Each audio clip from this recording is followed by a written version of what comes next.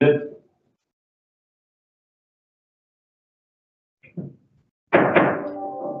Good evening, everyone. I'd like to call this meeting of the Council and Committee for the Town of Petawawa to order for April 13th, 2026. Welcome to members of council, staff, and our special guests with us here this evening. We'll begin this evening's meeting with the reading of the land acknowledgement, and this evening it's Councillor Tutu. Thank you, Mayor Serta. As we gather this evening, I would like to acknowledge on behalf of Petawawa Town Council and our community that we are meeting on the traditional territory of the Omala Renini Algonquin people. We would like to thank the Omala Renini people and express our respect and support for their rich history, and we are extremely grateful for their many and continued displays of friendship. We also thank all the generations of people who have taken care of this land for thousands of years, and we wish to acknowledge our shared responsibility in responding to the Truth and Reconciliation Commission 94 calls to action. Call to action number 92. We call upon the corporate sector in Canada to adopt the United Nations Declaration on the Rights of Indigenous Peoples as a reconciliation framework and to apply its principles, norms, and standards to corporate policy and core operational activities involving Indigenous peoples and their lands and resources. Thank you. Thank you, Councillor Tutu. Are there any disclosures of pecuniary interest in any of this evening's matters? Okay, seeing none. Okay, we're going to get right to our presentation. It is an honor this evening to have with us 4 members of the Circle of Turtle Lodge. We have with us this evening the Chair, Steve Fortin, and Director and Founding Member, Amy Bailey, as well as Directors Terry Fortin and Sherry Dion. Welcome to Petawawa, to the Town Council. And we're looking forward to your presentation this evening. So good morning, everybody. Thank you for the opportunity. My name is Steve Fortin, Chairperson of the Circle of Turtle Lodge.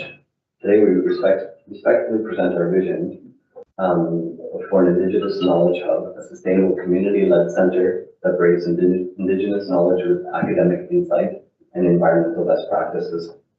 We are petitioning for the allocation of 2 to 3 acres of municipality-owned land, ideally with an existing building in or near Pembroke. The hub would serve the nearly 10% of Renfrew County residents who identify as Indigenous, over 8,600 of whom live off reserve and face significant barriers to the culturally grounded services due into the Indian Act, restrictions that limit access to Petawawa First Nations programs. The Regional Indigenous-led Center will focus on cultural revitalization, environmental stewardship, community healing, and intergenerational knowledge transfer. It will benefit both Indigenous and non-Indigenous residents, and advance reconciliation, strengthen community well-being, and support sustainable development across the county. For more than 25 years, the Circle of Turtle Lodge has delivered impactful community-driven programs in cultural revitalization, healing and wellness, language preservation, environmental stewardship, youth mentorship and leadership, and intergenerational knowledge transfer. Our key achievements speak to the deep roots and proven impact. Reintroduction of Anishinaabe clan system, increased Indigenous participation in regional policy discussion, Algonquin language classes, and preservation efforts, cultural healing through music, song, and drum training and ceremony, on the land teachings, medicine walks, water protection activities, integration of Indigenous ecological knowledge to local conservation practices, talking circles, moon ceremonies, and welcome home projects supporting 60 scoop survivors. Strong partnerships including co-design of the medicine garden at Algonquin College Pembroke campus. These initiatives have strengthened cultural identity, empowered youth, and supported healing and embedded Indigenous knowledge into the education and environmental work across the region. Circle of Turtle Lodge is proudly Dubwaywen verified. Dubwaywen is an Anishinaabe word meaning truth and rooted in the 7 grandfather teachings. It's an Indigenous owned and operated digital verification platform. It uses secure blockchain-based technology in partnership with communities, and where applicable, Indigenous Services Canada, to authenticate Indigenous identity and organizations. The verification combats misrepresentation, promotes accountability, and ensures integrity in cultural representation, funding, and community leadership. According to the 2021 census, Renfrew County is home to 9,040 Indigenous people, 8.7% of the total population of the 106,365. This is approximately 3 times the provincial average of the 2.9%. After accounting for the unreserved population of the Guatanagon, more than 8,600 Indigenous residents live off reserve across the county. Currently, the Circle of Turtle Lodge is the primary organization providing dedicated Indigenous-led services to the large off-reserve population. Unlike some other groups, we maintain a non-political focus.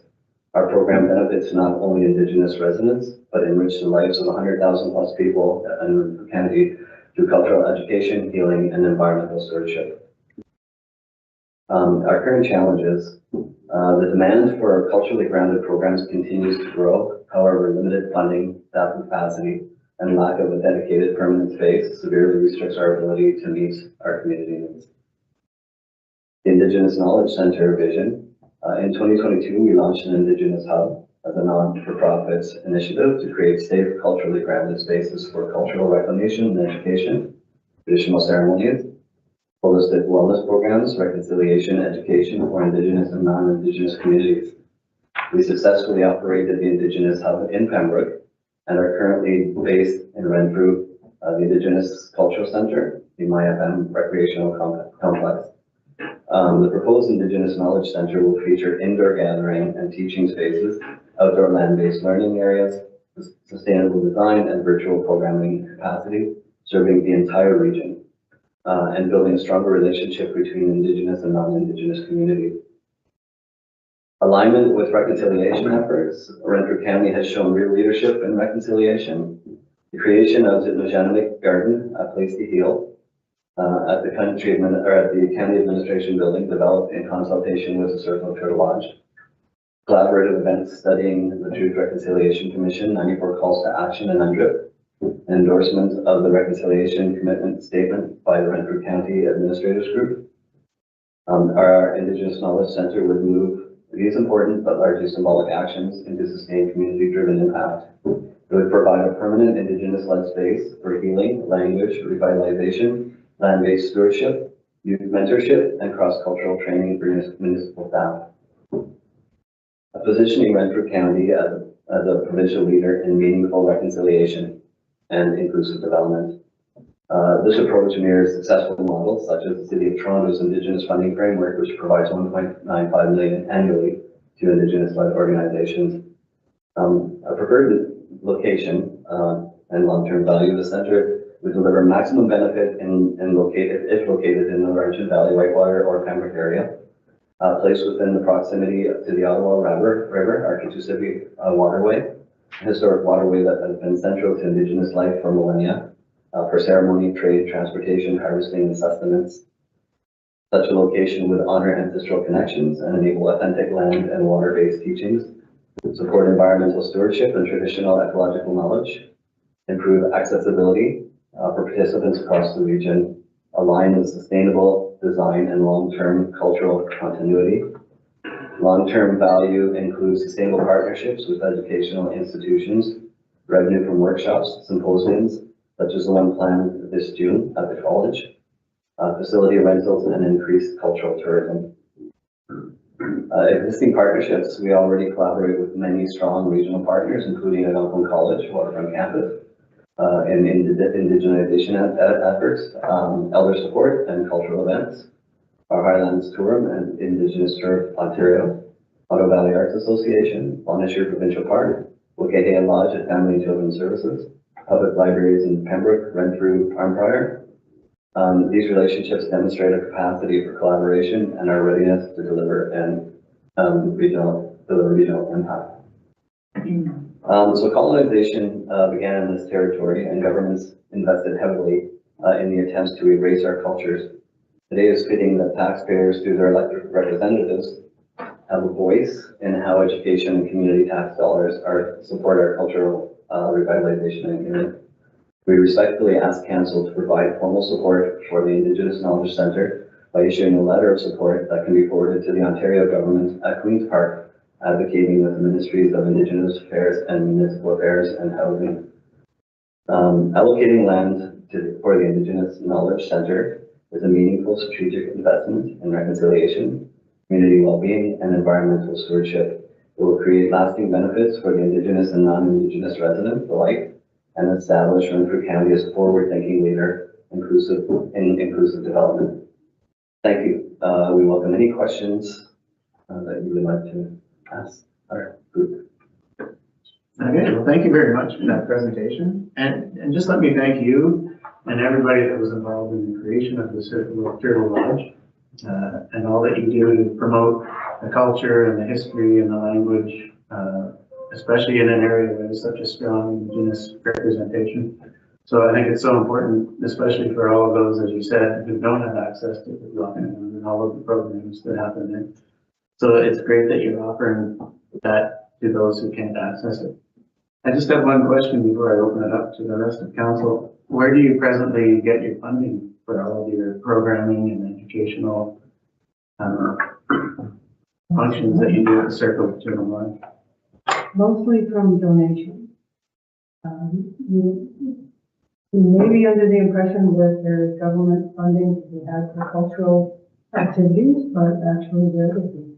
Not in the way that we like them. So there are departments of arts and culture, but mostly they talk about, it's more like city stuff like theater and opera and stuff like that, and it doesn't have anything to do with our kind of cultural restoration. So, so that's partly why we're a charity, so that we can accept donations from allies who want to support our kind of activity. So over the years, and we've had our own fundraising. So we've done a lot of things. We have our book on Shelby 101 that we sold probably, I don't know, well over 10,000 copies of over the years. And we've done a lot of other fundraising things. We sell items at powwows and through our Indigenous hub that we have at the mall, and other events that we may go to, so the Indigenous days, and we always have a booth there, so we raise funds in that way, and we sell cheese. So, so we took over a fundraising thing from the Boy Scouts in Eganville. They were raising money to go to this big reunion in Chile a couple of decades ago.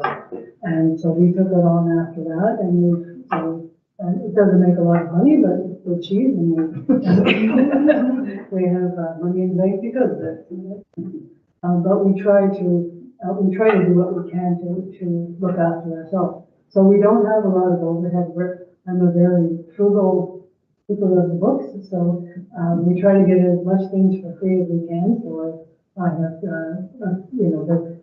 being a charity allows you to get free software, computers, and things like that. So our headquarters is in my house. So and we have, so we usually don't have expenses. When we had the hub at the Pembroke Mall, it was free.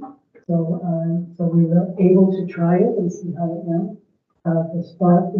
The space in Renfrew now, right now we're rent-free, but there's very expectation of us paying rent again after starting in July.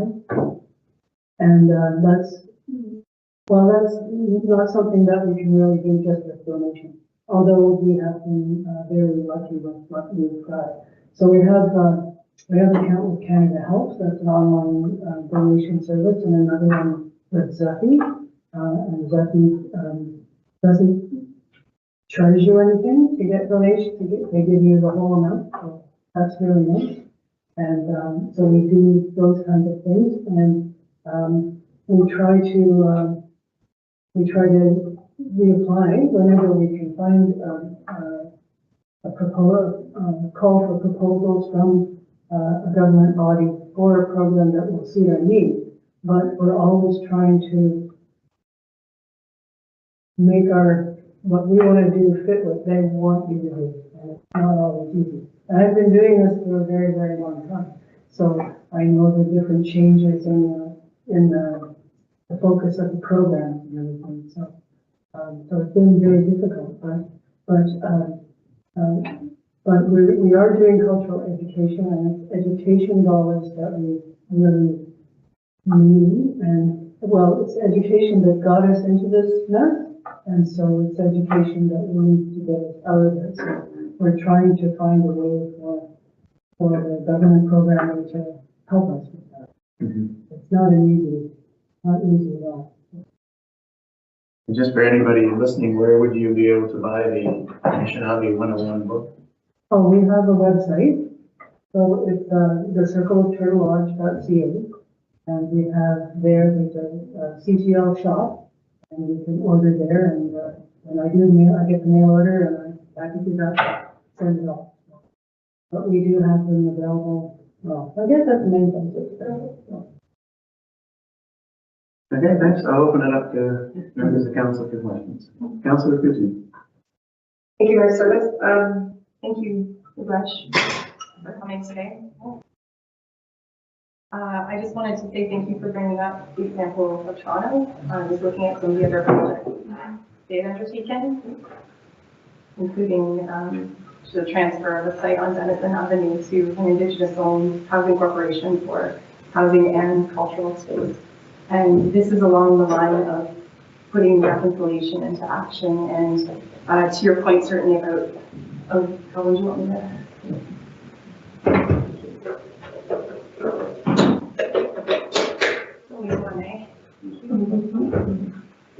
There we go. Thank you.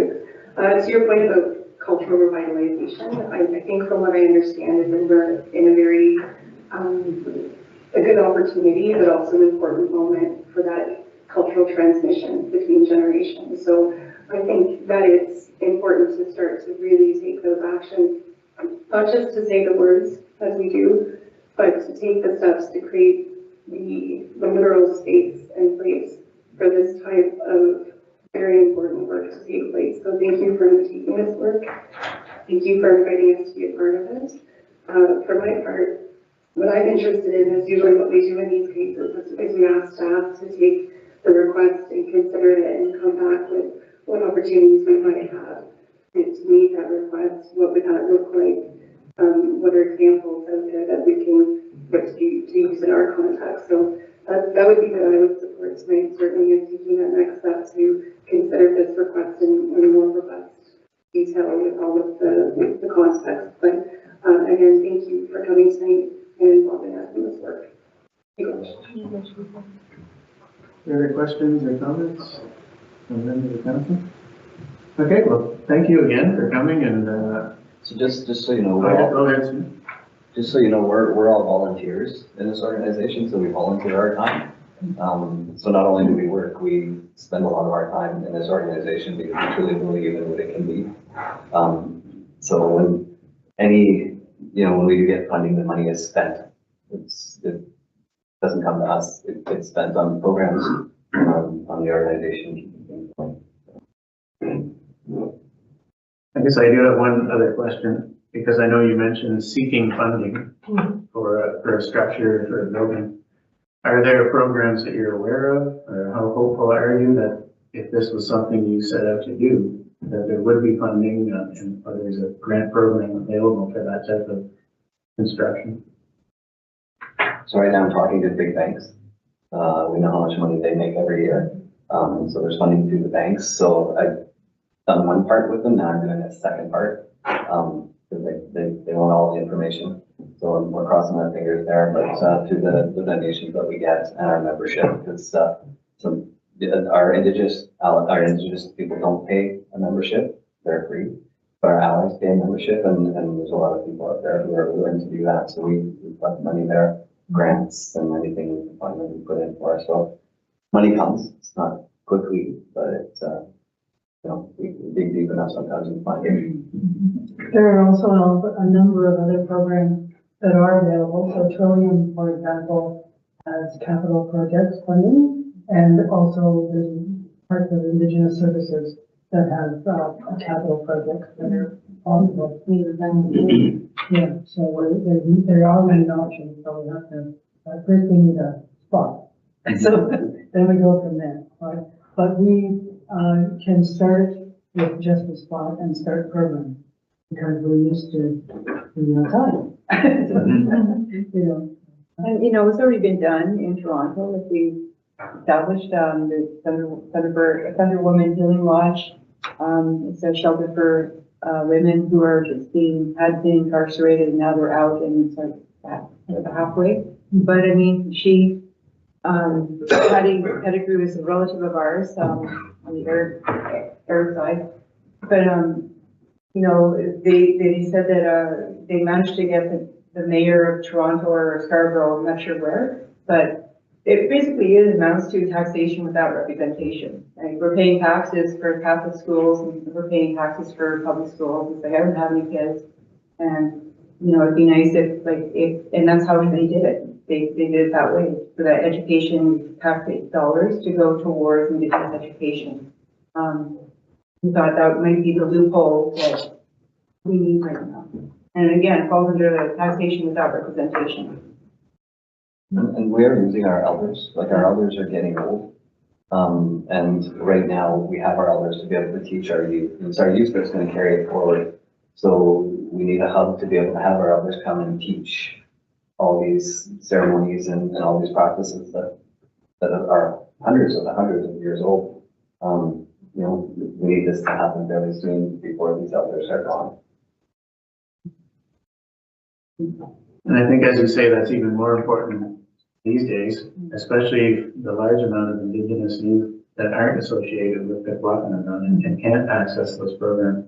I know that the local school boards do have some Indigenous programming within the schools. I know Beyond is a good example. But even here at Valor and Petawawa, there's Indigenous language Indigenous English and an Indigenous arts course as well.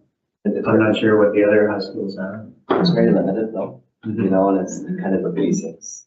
And we don't want to offer the basics. We don't want to offer the rites of passage and all the ceremonies, because there's a lot of ceremony that you do through different ages as you grow. You know, coming up to a naming ceremony, there's so many different ceremonies that aren't being taught in the schools that they don't have that. They're just not able to do that. We have the elders that do that. And naming ceremony is very important when you come to that age as well, right? You have to learn many things before you get your name. And a lot of our students, our youth aren't being named anymore. So they don't have that opportunity.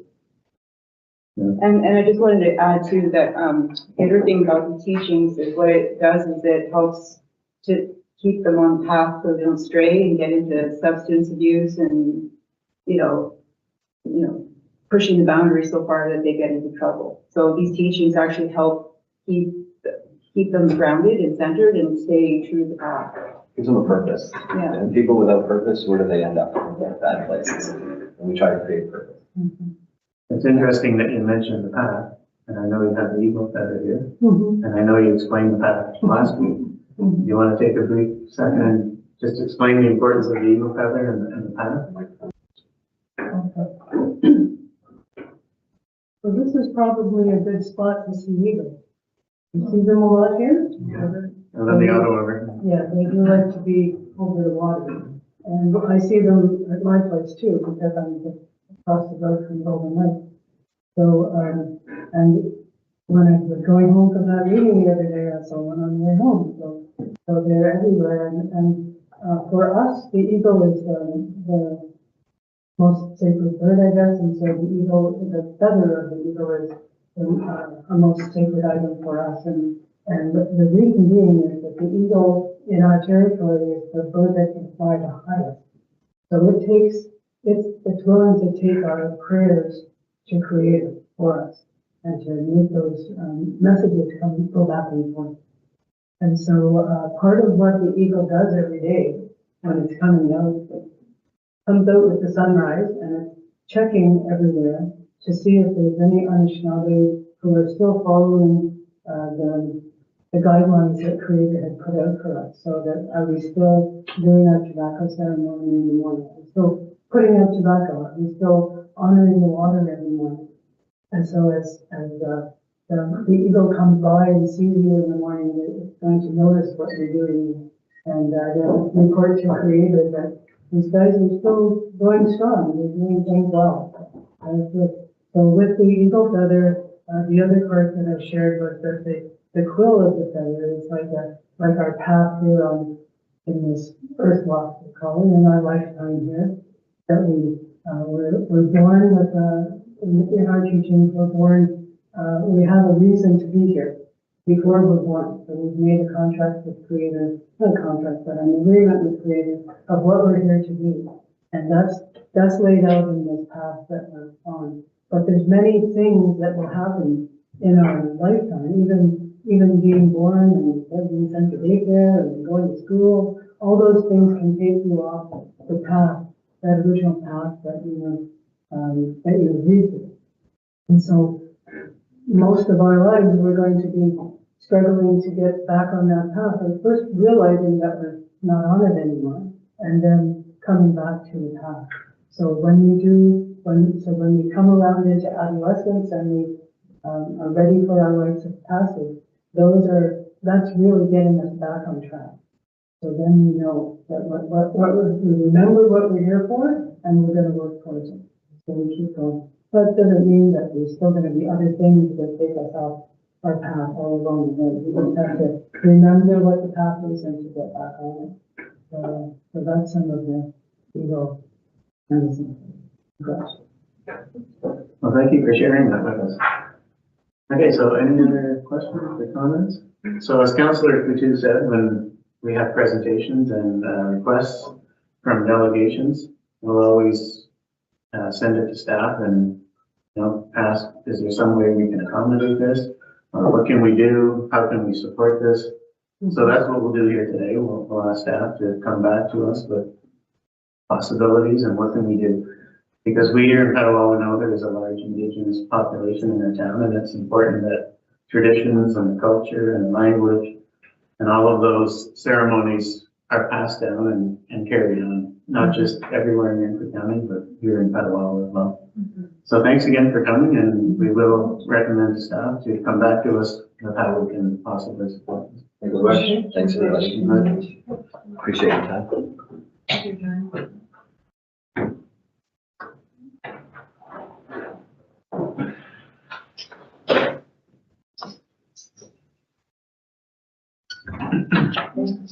Good night.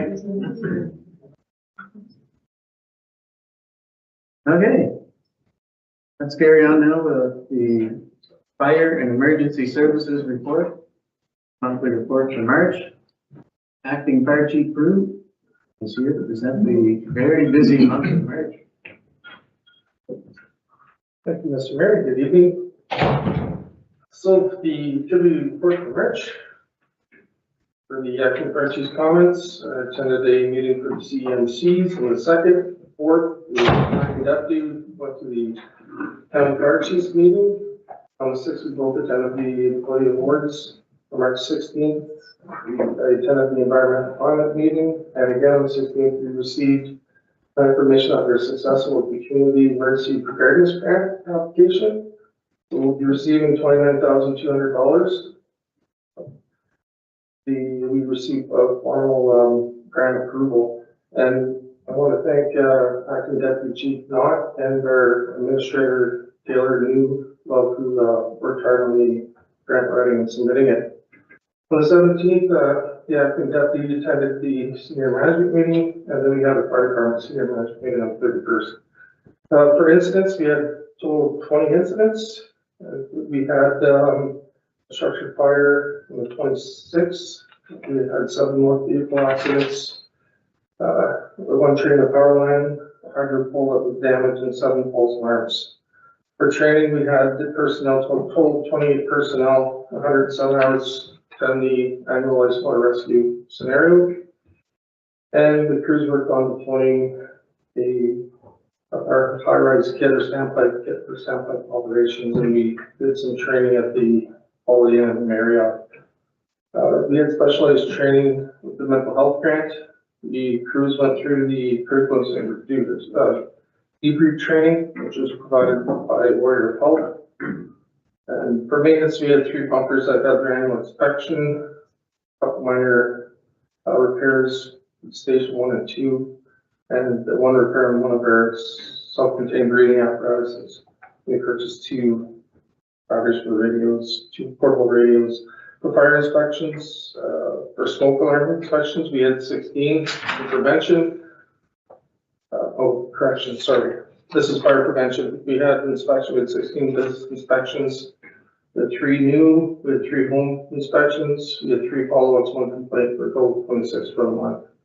Residential carbon monoxide and smoke alarms, we had 14 inspected, which brings us to 41 homes for the year. And for recreational fire permits, we had a start of 914, and we ended with 914. And that's my report for March. Okay, thanks, Greg. Questions or comments on the fire report? Just a question about that, I believe it's 3 new recruits that we recently hired. Are they all trained up and ready to go, or do they still need some more training? 3 recruits start tomorrow. They have in the orientation tomorrow, evening, so. Starting with this, we'll be going through the basic training for the year. And the 3 do come with certification, so that should help with moving them along. Okay, thanks. Any other questions or comments? I need a motion then to accept the report. Moved by Councillor Root, seconded by Councillor Donovan, that the Fire and Emergency Services monthly activity report be accepted as information. I'll call for the vote. All in favor? It's carried. Thanks, Greg. That was quick. Next, we have the Economic Development Monthly Report for March. Christine. We're gearing up for big things. Good evening, Mayor and members of council. For the sake of efficiency, based on the number of reports before council this evening, I won't go over too many of the traditional highlights. I do just want to note that in the month of March, we did recognize the closure of Paramount Kitchens after 42 years of service within the community. Melanie is going to speak further about a retail B development that has been ongoing for some time, and we are looking forward to welcoming and celebrating the grand opening events for both Dante's Delicatessen and Signature Team Realty in a very short order. Some of the work the department has been coordinating includes a new town map, which we are hoping to finalize and have printed very soon, and ongoing engagements. A lot of work with the Upper Ottawa Chamber of Commerce. I mentioned briefly International Women's Day. We had over 100 attendees, and this coming Thursday will be our AGM event, which we are hosting also in Pembroke, and we already have 40 attendees scheduled for that. Working on the container market, finalizing contracts and activities set to open in first. Soft opening with our actual grand opening being May 8th, not to conflict with Petawawa Showcase, which is also happening the 1st and 2nd of May. We've already started work on the Petawawa Rental, which will be in its 8th edition this year. Ongoing social networking, so we did host our caffeinated and connected business event, and we had 14 participants on March the 9th. And I'm very happy to report that we did release the expression of interest for the artwork design for the Petawawa Letter Sign project. To date, we've had more than 22 requests for the EOI package. And while the EOI does not close until April 21st, we've already received the submission. And I'm quite confident that that submission in and of itself will make people very happy. It certainly makes me happy. And then just in general, ongoing activities, including the attendance and participation at the Development Summit, which was very well received this year. And I'm happy to answer any questions of council. Thank you, Christine. Questions? Councillor Coutu. Thank you, Mayor. So there's just one question. When do you expect that we will see the municipal land inventory? I think Melanie might be speaking to that a little bit more. We're still working through that process. Document review is ongoing. We actually just spoke about this at our development meeting internally today, so soon. Further questions or comments on the report? Just about the EOI for the Petawawa letter sign. Did we send anything out to the local high school for their art classes? So the EOI is a public document. It's on the municipal website. Our consultant Daniel was also given copies of to share it out. We shared it out on the Facebook page. It is by request for submission. So, and there's a number of criteria. It's not just, there's a whole submission portion of it, including recognition of cultural representation in the design. So. Okay, thanks. Further questions or comments? Okay, I need a motion to accept the report. Moved by Councillor Coutu, second by Councillor Carmody, that the Economic Development Monthly Activity Report be accepted as information. I'll call for the vote. All in favor? It's carried. Thanks, Christine. Okay, we're rolling. Next, we have Public Works Monthly Activity Report for March. Chris, the floor is yours. Thank you, Mayor Service, and good evening, members of council. Echoing Christine's sentiments, I know we have a busy agenda, so I will do my best to fly through the report and we turn our attention to the 10-year capital infrastructure plan. So under civic properties, we have a couple of tenders going out this week. One for the LED lighting upgrades to diamond number 2.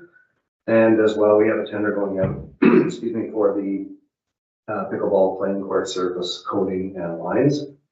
Under water and sewer projects, disinfection byproduct study, we will be getting the final report this week. So as soon as the department gets a chance to look at that report, confer with our friends at the Ontario Clean Water Agency, I'll be bringing that report before council shortly. And then our plant stress test and capacity study, we had our project kickoff meeting on March 27th, so that project is underway. Our East Street generator replacement at the sewer lift station, the tender pickup is scheduled for the 14th, which is tomorrow. Our Renfrew Street pumping station project is underway with electrical works ongoing. And then I have 2 staff reports coming on April 20th. One is for the Portage Road reconstruction, and one is for the sewage treatment plant boiler replacement. So there's a couple of staff reports coming on 20th with regards to those tender closes. And Norman Street in and out, we have the project kickoff meeting scheduled for tomorrow, April 14th. So lots of projects getting rolling. Black Bay Road resurfacing, that project has been awarded to Bonashare Excavating. And then under fleet procurement, we're aiming for the end of April to have our tender out for our new plow truck. And then under the Association of Ontario Road Supervisors trade show update, again, the trade show is sold out. We've added 10 to 12 additional outdoor booths. And as you can see in the notes, we've been very busy with presenting trade show presentations to the various councils within the county. And we have 3 more this week. So we're really working hard to promote the show and ensure that we have a great turnout. I'll come back to the correspondence at the end of the report. Under operations, and nothing too big to note other than a lot of good work by staff in the month of March with snow removal, hydrant clearing, street patching, basically setting the stage for the spring melt. And so far, I think we've been very good in that regard. It's no complaints have come to my office yet, so that's pretty good. We have our half load restrictions on to deal with the frost heaving in the roads. And under civic properties, again, lots of activities going on in civic properties. We're working on the ramp for the Norman Bankey Hall.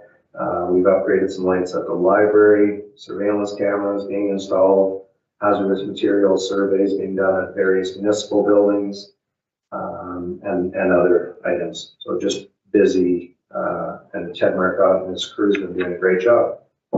Under water treatment, The only item there was just one additional water main break on last Friday on Mons Avenue. It was repaired very efficiently, so I was very happy to have that. And it wasn't on an 18-inch water main, which was also a small bonus. Deputy Mayor Savern's not here. I wanted her to see our completion rate for work orders, but they're very good, so hopefully she's taking note of that. So that's it for my update. The only other item, again, I won't spend too much time on it, but I'm hoping to get council's support, is with regards to the Association of Ontario Road Supervisors letter to the Minister of Labour, as well as to the Solicitor General, with regards to the increasing risk to the health and safety of public works employees carrying out winter control operations. The Association of Ontario Road Supers is calling on the province of Ontario to strengthen protections for municipal workers and subcontractors and to take a proactive enforcement approach. AORS is encouraging councils to formally endorse protections for municipal public works workers and contractors. I can certainly say that in my career, I have been assaulted twice. I've had my life threatened and that of my family in the cause of clearing snow, and it's getting worse. It is an epidemic in our society. So I think that, you know, we're always talking the 1%. 99% of the people out there understand just how important it is, our roles as public works professionals. And what we're doing is certainly not meant to upset residents, but rather make their lives easier so they can get to work and get their kids to school and have emergency vehicles attend their home if need be. In brief, I'm just hoping that I can count on council's support to respond to these letters and advocate on behalf of public work professionals. And I'm happy to take questions on the report. Okay, thanks. First we'll go to questions on the report and then we'll go to the correspondence. So any questions on the report? Councilor? Thank you, Mr. Mayor. Just a comment. Great work right over the entire winter with the cleanup and the quick reaction and the safety matters all dealt with. Very, very good. How do you rate this winter, the last winter? How do we do with salt and sand and all of that? Like, I hear some municipalities that have issues, but I know we don't. But how do we do like in? Sure. Thank you. Through the chair to Councilor Roots, this was definitely a busy winter. We used almost all of our sand resources in our dome. We also we didn't run out of salt, but our salt supply through the County of Brantford cooperative tender was exhausted. So we were informed in the early to mid-March that we would not be receiving any more salt shipments. That was a shortage that occurred across the province. Fortunately, thanks to some good phone calls by Teddy and Peter, they ensured that we had some salt in our dome before the inevitable run out occurred. But overall, I think, you know, it was just another good, busy winter for staff, and that's a good thing. Busy staff or productive staff, and I think they sure appreciated the winter they had. They had a lot of weekend work, which is overtime. So no, all in all, it was a good winter, and I think the ratepayers in Petawawa should be happy with the level of service they received for sure from the department. Thank you so much for that. Any other questions or comments on the report itself? Okay, I just have one quick question. The Petawawa Terrace maintenance, are we doing what we normally do? Or are we doing something additional with Ontario Park? Yes, Mayor Service. So we are doing additional work with Ontario Parks to assist with general maintenance of the trails. So monthly inspections of not the lower bowl of the park, just the upper bowl of the park, walking the trails, ensuring that no limbs have fallen. If they're cleared off the trail and just left on the forest floor to decompose, which is park practice. Ted Markup's been working in conjunction with Parks Ontario to facilitate that assistance, and so far it's going well. Perfect, good to hear. Okay, no other questions on the report. I need a motion to accept the report. Moved by Councilor Roots, seconded by Councilor Driscoll. that the Public Works monthly activity report be accepted as information. I'll call for the vote. All in favor? It's carried. Okay, now we'll go to the correspondence from AORS. I was very disconcerted, I think is the best way to put it, when I read this and heard about all the incidents and examples that they've been giving. And when I read it, I really was quite hopeful that we aren't experiencing anything like that here in Petawawa. But yeah, the safety of our municipal workers is of the utmost importance. So I think it's a timely letter, and it's very unfortunate that that type of thing is happening in the province. Okay, I'll open it up for questions or comments. Councillor Guzman. Thank you, Mr. Mayor. I'll say I 100% support this resolution. I mean, it is actually wild how people treat public works employees and all civil servants to begin with, but people are there clearing your roads and your sidewalks and cutting the grass and making your town look nice at the smallest inconvenience. They lose their minds sometimes, which I think is city out of line, so I 100% will support this. Councillor Kerr. Thank you, Mayor Service. I agree 100%. I'll support this as well. And it's something that people should be grateful for. And instead, as Councilor points out, they lose their minds. And we've even had people call in and request that the snowplows, not be going by their house at certain times because they're trying to sleep or anyway. I'll support it. Thank you. Any questions? Councillor Kuzin? Thank you, Mayor Service. I remember getting my orientation, my tour with you, and you mentioned a couple incidences and it shocked me. So right from the start, I've had that sort of in my mind when I see town employees out doing their jobs, hoping they're safe. So I'm glad that we can take some kind of concrete action, because really Public Works sets the stage for a lot of what happens in this town. If it weren't for the efforts of Public Works, we wouldn't be able to do all the other things we enjoy. So it's critical we protect our staff, and I also will support this. Any further questions or comments? I hate to blame social media, but I think in the past when you had a complaint with the municipality, if it was serious enough, you would phone the municipality to come there in person, but now it just gets posted and turns into a bit of a feeding frenzy and just kind of feeds the firestorm. So it's unfortunate that seems the way our society's headed, but I think, as everyone is saying, it's important that we protect our municipal workers. They really are just trying to do their best and keep our community safe. Okay, so if everybody's in concert here with this one, I need a motion. Moved by Councillor Kennedy, seconded by Councillor Donovan. You ready for this? Yeah, it's a long one. Whereas municipal public works employees and contracted service providers are responsible for maintaining critical infrastructure, including roads, sidewalks, bridges, drainage systems, and winter maintenance operations that are essential to public safety and emergency response. And whereas during significant weather events and emergencies, these workers act as frontline responders, ensuring routes remain open for ambulances, fire services, police, school transportation, and the traveling public. And whereas municipalities across Ontario are reporting an increase in harassment, threats, intimidation, and dangerous interference from members of the public directed at municipal workers. That should be members, not embers. I'm wondering. From members of the public directed at municipal workers and subcontractors while they perform their duties. And whereas these behaviors have included verbal abuse, threats of violence, obstruction of equipment, and actions that delay or disrupt winter maintenance and emergency response operations, placing workers and the broader public at risk.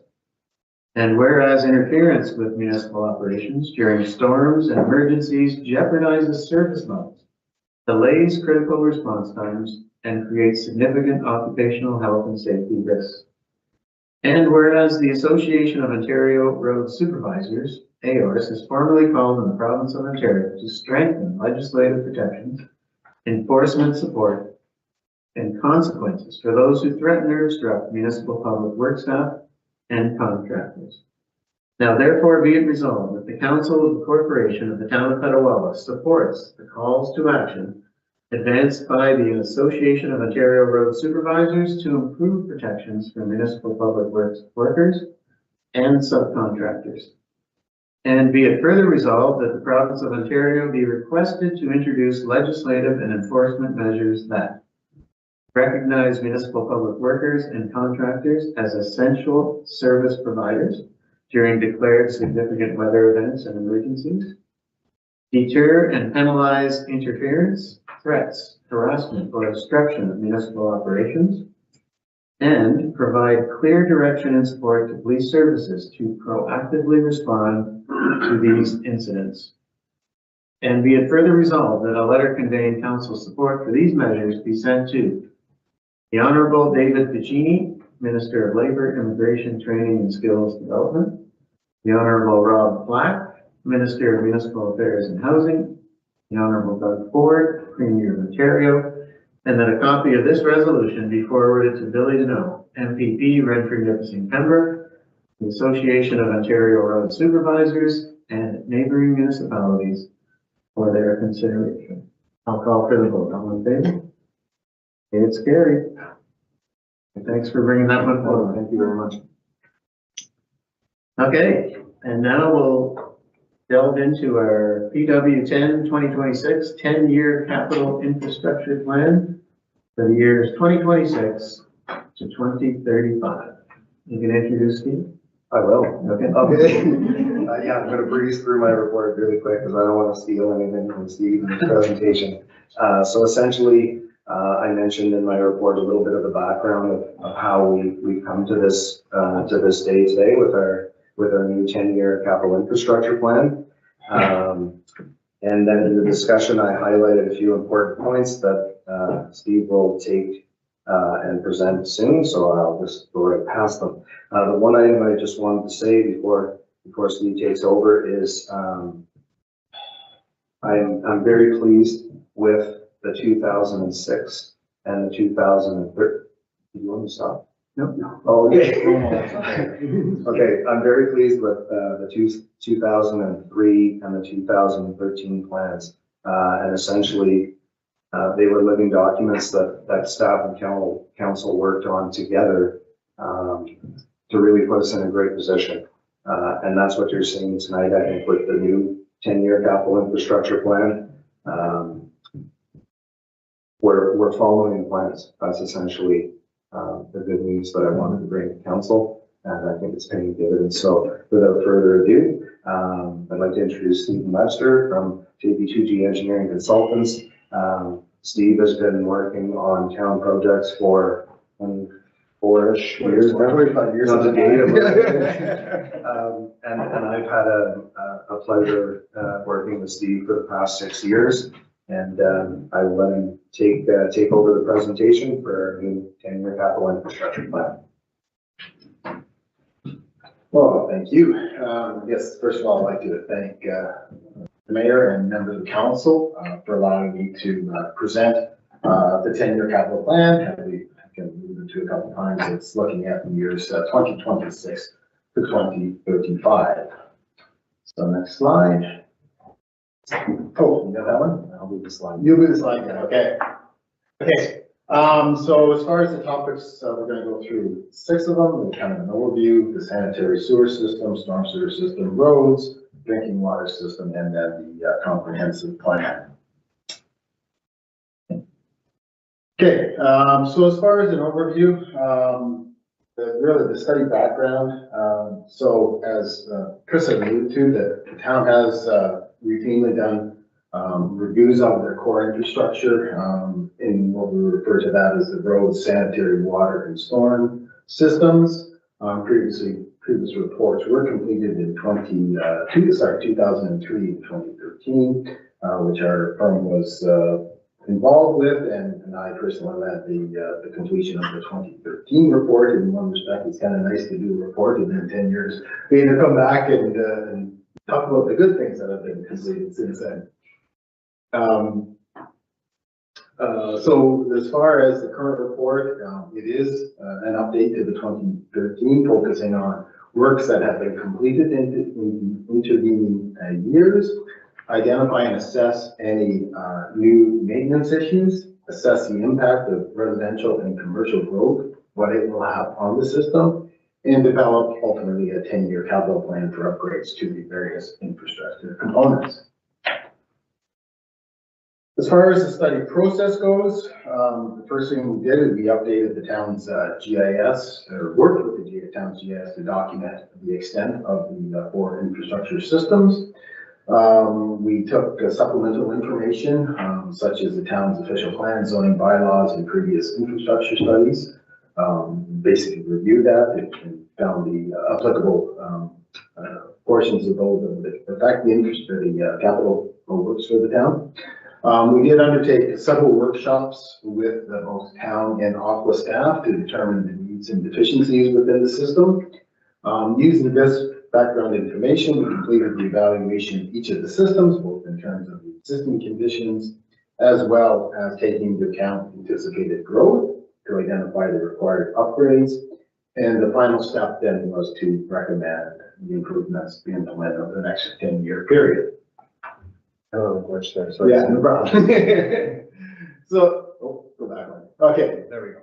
So as far as the service areas goes, it's really, in throughout the report, we talk about 5 different service areas. We've got the urban areas, so that's generally, or that is the area that's on full municipal services. You've got the lots that are generally 20 meters or less, and context is kind of really what the former village area was. We have the suburban area, so that's just areas that have municipal water only and private septic systems, and usually they're 30 meters or wide of the lots, and generally focus along the Petawawa Boulevard on the south end of the town. We have the rural area, which has private water and septic systems. There is the Garrison Petawawa area, and that includes both the active base as well as the north and south town site, residential town sites. And then we do have what we call the unserviced urban areas. So there are a couple of locations in the town, in the urban areas, that even though they are in the urban kind of core area, they do not have municipal water or sanitary available to them, with the primary area being a portion of the Petawawa Point. Okay, so the first system we're going to talk about is the sanitary sewer system.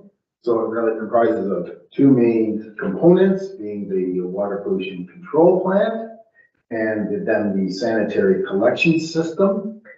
And as far as the sanitary collection system goes, it basically picks up the drainage from the urban area of the town, the active base, as well as the north and south town site.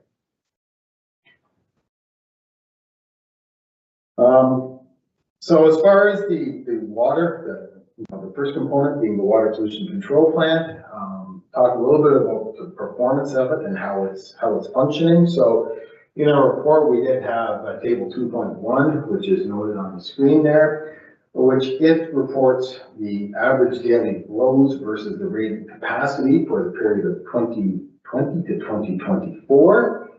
And if we take those results, it shows that basically the plant is working at 54% of its rated capacity. And for context, that's a good thing. If your plant is running at 100% capacity, you don't have excess capacity. So, you know, it's kind of right now, it's running at a good number, that 54%. And the yearly averages did fluctuate from 47 to 67%. And it's, if you read through the report, it's kind of interesting that the highest rating, 67, was during that COVID period. So I'm not sure if that's because we had more people home or what it was, but just coincidence.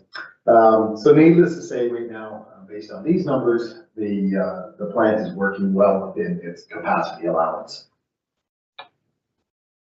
The other interesting thing to note when we look at that chart is when I look back at the 2013 report, in that we noted that the plant was operating at an average of about 63% of its rated capacity during the periods of 2008 to 2010. So, and as I just noted, our previous slide that, you know, for the 5-year periods of 54%. So what's actually happening is that it appears that there's less sewage flowing towards the plant, even though there has been, significant increased growth in both the town and the base in the intervening years. I think that decrease in flows can be attributed to a number of factors, but primarily, I think it's a lot of the work that was done to try and reduce storm and groundwater infiltration, getting into both the town system as well as the collection system at the Harrison. As far as the capital plan for the water pollution control plan. So Aqua does have a separate document that they have compiled showing that their 10-year capital plan for major works at the report, at the plant, and we have included that within our report. And as Chris alluded to in the staff report, they are undertaking some additional studies right now. And what you called it, but technically it was called process and technical review of Petawawa pollution control plan. So the outcome of that report is probably going to have an impact on their capital plan and potentially may require some modifications to this report. As far as the other component of the sanitary system, which is the collection system, right now the town has over 57 kilometers of sanitary piping. We have 5 pumping stations that are owned and maintained by the town. And of these pumping stations, 3 of them do require some upgrades. On Harry Street, there is an installation of a 3rd pump, and I would note that this upgrade was always anticipated when we did the construction back in 2009. It was mentioned that sometime we would have to increase the pump capacity there. Renfrew Street pumping station, again, as Chris has alluded to, we're undertaking some work right now to do control upgrades and installation of larger pumps. And there is a longer term project where we would install a 2nd wet well and associated pumps. That's just really, it's the Renfrew Street pumping station. That's the one that kind of services the town center development and a lot of areas. Well, it's kind of the area where you are seeing some growth at the moment. So that's why there is the need to expand that at a later date. And the 3rd upgrade would be at East Street. There's replacing the backup generator, and which is being implemented this year. As far as the collection system and the operational improvements, glad to report that all of the operational improvements that were identified in the 2013 report have been successfully implemented. And right now, currently, there are no known improvements that we need to undertake that have been identified by either ourselves or Aqua. As far as the system and growth implications, so we did an analysis to look at what was going to happen with the anticipated growth within the town. So first of all, right now we can confirm that there are no required upgrades to the collection system to accommodate the sanitary flows generated from what we call draft approved subdivisions. So that's basically a subdivision that are already approved. We did the most recent upgrades that were done and to accommodate some of the developments were the Pinehurst Estate Trailer Park upside that we completed last year.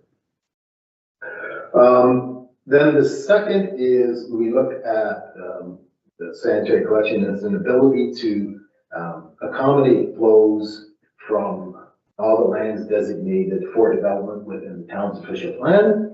And it was able to, and primarily that's looking at lands that right now are not currently subject to plans of subdivision. That's primarily the lands on Murphy Road going up towards the highway.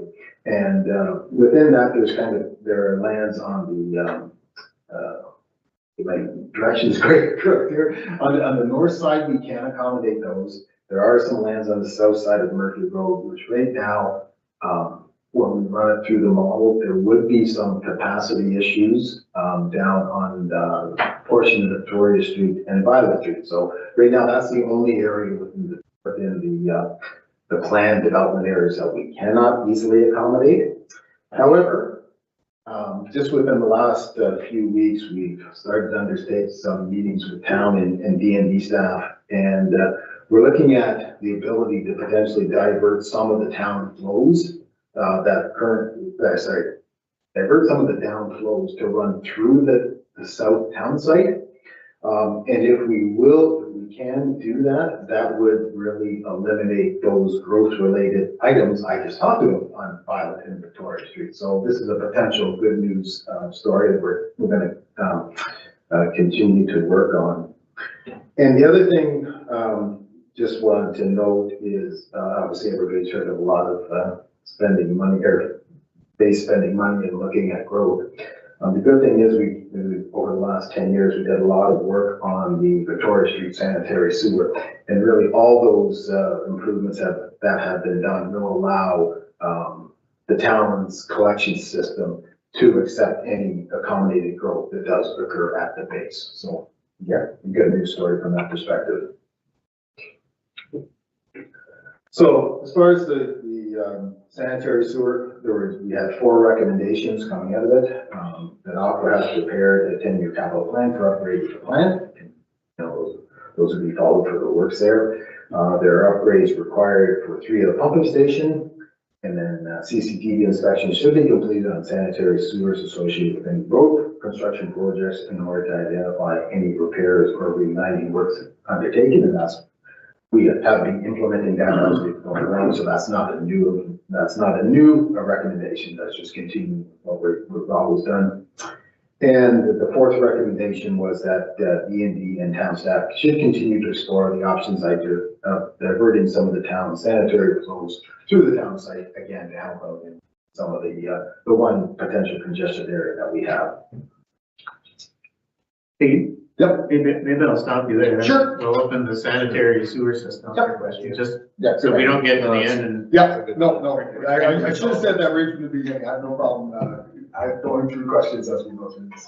Okay, so just questions on the sanitary sewer system and your Councilor Grissom. Thank you, Mr. Mayor. One question, I know you were saying that we're running out of 54% right now in our sanitary system. You know, at 100%, yeah, we're not gonna have any, but what number when we start running out on average, should we start to be seriously planning on, okay, we have to build capacity here before we hit that 100% mark? Generally, you're looking at, once you're closer to that 70% volume, that's when you want to start to do the planning, and you start through the process of looking at what the upgrades need to be. So that's typically is the number that you use. Okay, thanks. Further questions? Councilor Kermit? Thank you, Mayor Service. With respect to the reduction in volumes that we're seeing, how much of that could be attributed to new technology and residences and reduced use from there? Yeah, no, that is another factor, because again, I mean, the good thing is that obviously, yes, there's been a lot of new development taking place in the town within the last 10 years, but all those new developments will be taking place using new plumbing fixtures. Yeah. And, you know, so there definitely is, you know, that is part of it, is that the per capita flow rate, what we call basically the amount each house is using, like we're taking an average, that's gonna go down over time as everybody is using better fixtures and stuff like that. So that would be contributing to some of it, you know, infiltrations. It's, you know, there's a number, to get that much of a reduction, there has to be, you know, it's not just on one item, there has to be a number of them, and that for sure would be one of them. Further questions or comments? So just along that line, as you said, it seems like we've made a lot of gains in terms of efficiency with our stormwater upgrades. And we know that all new developments have to have stormwater management ponds, and so they'll all be coming with less capacity needs, I guess. Do we have anywhere in the town where we can make future gains with old systems? Like we did over on Hilda and that area there? Is there anywhere else where you can see us, you know, when we redo a road, we're gonna redo the storm system and get further gains? I mean, the one thing I've always said, I mean, the town of Petawawa is so lucky based on the ground conditions you have here, being pure sand. You know, really, because a lot of other municipalities have a lot a lot more challenges dealing with infiltration into their systems. You know, really the way the town is, there is really the primary area where you have a high groundwater table, and that's really what the biggest challenge is for the sanitary collection system. The high groundwater is kind of that Lisa, Scott, Hill area, really, which we tackled over, a few years ago. So, there probably is a couple of other streets in that area, kind of Florence and a few others kind of along that stretch along, Portage Road that may be subject to it, but to me, that's about the only area that I'm really aware of. And also it was the Hilda Scott area it's a combination of not only the high groundwater table, but just how where the sanitary system was initially installed. Unfortunately, it was on the side of the road where when you get drained, especially in the spring, when you get snowbanks there, where's everything running? All the water runs along the side of the road and it's running right into the structures in a lot of cases. So that's typically whenever we build a road, we like to have the sanitary in the middle of the road so that no drainage can get into it. It's kind of at the highest point of the land. And unfortunately, that area was, obviously don't know the history behind it. So that's really a big component that we did in that area is we basically relocated the sanitary to a better location. So therefore it's not getting water coming into the tunnel. Okay, thanks for that. And there was a lot of mention about our increased capacity that's coming because we know of all the subdivisions and military housing as well. You mentioned bypassing some of our Victoria Street capacity through the south side town site and discussing with DND whether that's available. So is that diversion an easy, cheap fix? Because obviously we're gonna have to change a bit of piping to get it there. It actually is a very easy solution if I want to look at. I mean, I guess and I should say that's part of the reason why we were kind of delayed in getting this report up because of some of the last minute discussions with D&D. It was one thing, we had never really even looked at that as an option until we started having some of the meetings with D&D for some of the other activities that are happening. And so they were the ones that brought forward a potential of, they were saying that they would be receptive to looking at, different scenarios if it could help the town out. So that's why we did it. I think it ends up that there's only about 40 or 50 meters of piping that has to be installed. It basically, the sewer comes down Dundonald and then heads down Wilbert. Yes. Yeah. And the D&D sewer is just further up Dundonald. So it's basically kind of continuing the sewer along Dundonald for about 40 or 50 meters. So it's a fairly easy tie. And we're just doing some field review on that just to, we're dealing with the plans of different vintages. So whenever it says there's an elevation at certain structures, you got to make sure everything's at the same datum. Because we ran into that before. So we're doing some survey work out there just to verify that it is indeed technically feasible, but right now it looks like it is, and it's actually a fairly inexpensive solution compared to digging up Victoria, section of Victoria Street and Violet Street. Well, that's good news, I guess. Yeah, very good news. So just one further question on this line of questioning here with respect to the 1,000 units that were announced by the federal government for the RHUs here in Petawawa. We know that some will be on the north side, some will be on the south side. But just specifically speaking of the ones on the north side, and in addition to all of the other buildings that they're putting up there, in terms of all that sanitary system capacity coming towards us, I think part of it passes under the river and part of it on the bridge. Is that system able to handle all of this new growth?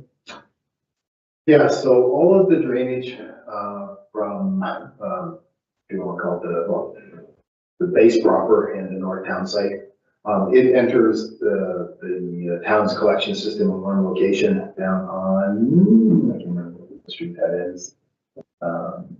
Anyways, to a site and change. Yeah, exactly. Anyway, yes, it's down in the lower end of Victoria Street. So, yeah, what it does is it comes to a single point on the base side and then goes under what's called a siphon. So a siphon is basically, where you got the sewers higher on one side, it's lower on the other side, and actually it dips down underneath the river and comes back up. And it just works on differential head. Yeah. So that siphon, that goes underneath the river, that is D&D's property, that is not town property. It's basically, once it gets onto this side of the river, that it becomes part of the town system. Where that ties into the town system on Victoria Street, again, over the past 10 years, we basically doubled the capacity along Victoria Street, right from Wolf all the way down to the sewage plant. So that where that flow comes in is in the area where that sewer has capacity. Looking at the numbers, you almost double the flows that coming from the base, and there would still be capacity in that system of the collection system. The plant is a different beast, right? But as far as the collection system goes, there's plenty of volume there. And the good part is, as I said, the upgrades that we did on Victoria Street basically started at Wolf Avenue, and Wolf Avenue is where the drainage from the south town site comes in. So basically, we're in a very good position that really any increased development on in D&D's property is going to go to Victoria, it was directed to Victoria Street, which has ample capacity based on the improvements that have done. One further item, I Okay, just so wanted to that- add, when we were talking about improvements to inflow and infiltration, sometimes we forget there has been a lot of reconstruction on the north side with their road networks. So obviously, if they're making improvements on their sanitary sewers, I believe that would have an impact as well with reductions in capacity coming to the plant. Yeah, and the other point I'd make about, 1,000 residential units, based on the meetings we've had with the basin, and my understanding is, this is not 1,000 new people coming to the base. Really, what they are doing is they have a lot of people who are living in the barracks. So really, they are looking at just trying to get them to have proper accommodations. So from a sanitary standpoint, it's not that the collection system is not seeing an increase in flows because there's new people coming in. It's just really there's going to be a reallocation of where those people are coming into the system. Okay, thanks for that. Any further questions? If I could go back and tell my 18-year-old self that I'd be interested in sewer systems. That's great. Sanitary device. Okay, let's forge ahead. All right, storm sewers. Okay, storm sewers. This one's good and quick and easy. So really, there's been a significant number of storm sewer related projects undertaken in the town over the past 20 years, both by the town themselves as well as the county. And these have really addressed the majority of the deficiencies that were noted in both their 2013 and 2003 and 2013 reports. And as far as the system overall, there's about 32 kilometers of piping, 15 underground infiltration systems, 3 stormwater management ponds. And in between ourselves and the town staff, we have not identified any operational upgrades that should be implemented on the town's storm sewer drainage system. So we just have one recommendation, and that is that the new storm sewer systems may be considered for any roads that are being converted from rural or urban cross-section to an urban cross-section. Again, this is, we have been doing that in the past again, but just bringing forward that we need to continue to do that. So any questions on the storm sewer system? Questions on the storm sewer? So would a road like Lobert be a candidate? Or, because right now, I know we just put ditching and culverts there, but if it gets urbanized as part of the new RHUs, would that be the type of road that would have a storm system? Correct, yes. Yeah, so that would be a perfect example of that. Okay, I guess we're going to roads. Road system. Okay, so as far as an overview of the road system, town currently has 127.5 kilometers of roads that are maintained on a year-round basis. And that has increased by 7.9 kilometers from 2013, and that be primarily with new roads constructed as part of subdivision development. There are 124.2 kilometers of paved roads, 3.3 kilometers of gravel roads that are maintained year-round, and another 5.4 kilometers of gravel roads that are maintained seasonally. So over the work completed over the past 10 years, so the town was able to complete 83% of the road reconstruction and rehabilitation reports that were identified in the 2013 report, resulted in upgrades to about 19.1 kilometers of road, and that ended up being about 16% of the total length of roads were impacted over the last 10 years.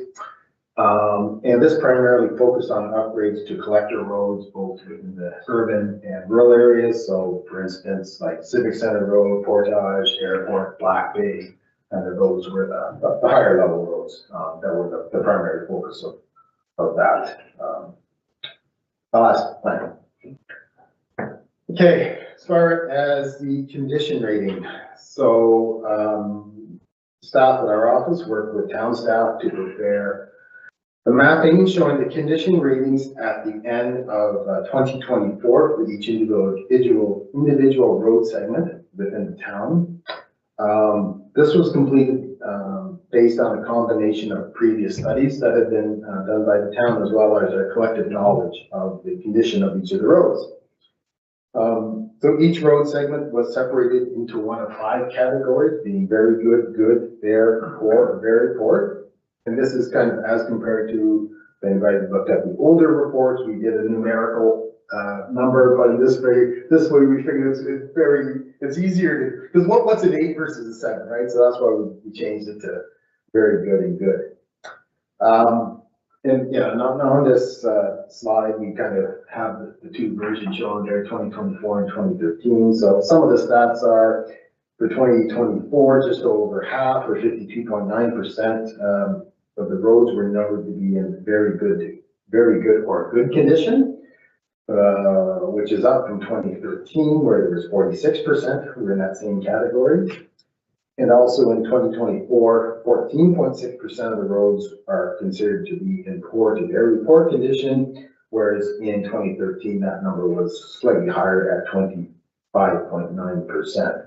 So in summary, the road network in the town is considered to be in slightly better condition than it was in 2013, which we believe is, again, a good news story. So as far as, I guess, looking forward and what's going to happen over the next 10 years, so as we noted in the previous slide, the town was able to maintain the condition of the road based on the current level of funding. And that funding, what we did an analysis to look at what the town had expended in the periods of the 2015 to 2024. And that averaged out to about $3 million expended per year if we express those dollars in 2024 dollars.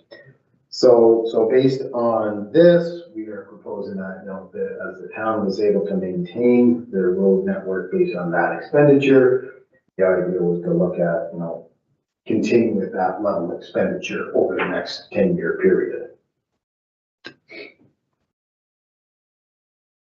Of course, you can't read these charts, but the charts are available so that the next 2 pages, we really are showing the projects that are being proposed to be completed over the next 10-year period.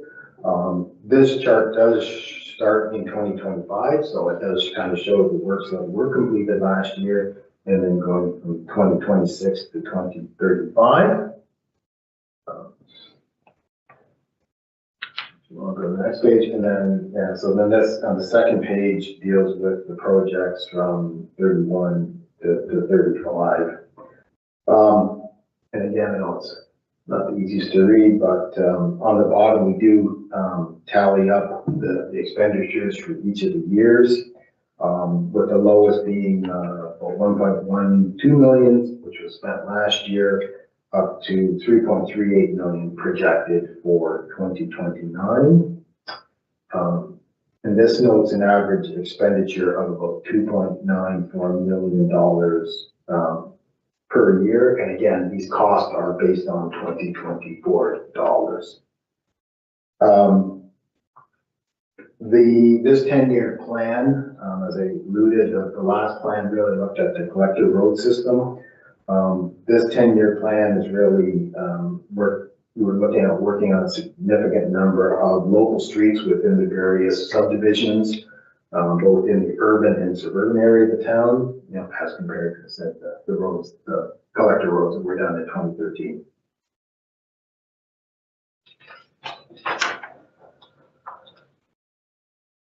Okay, as far as active transportation, so WSP did prepare the town of Petawawa active transportation plan in 2018. Within this report, they noted a number of priority areas where sidewalks should be considered based on specific criteria that they listed. Over the past 7 years, a number of those recommendations have been implemented. So within our report, we have identified these 9 areas where sidewalks should be considered based on that established criteria.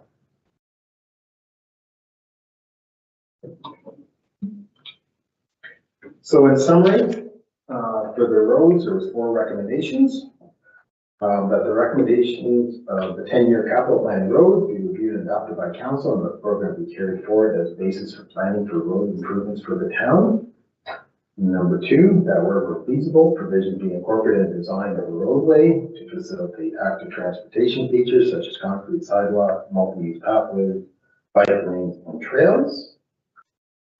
That the minimum road standards for reconstruction be used for the planning for future road reconstruction work in the town, and that all new development in the town be required to construct roads in accordance with minimum standards established by the town.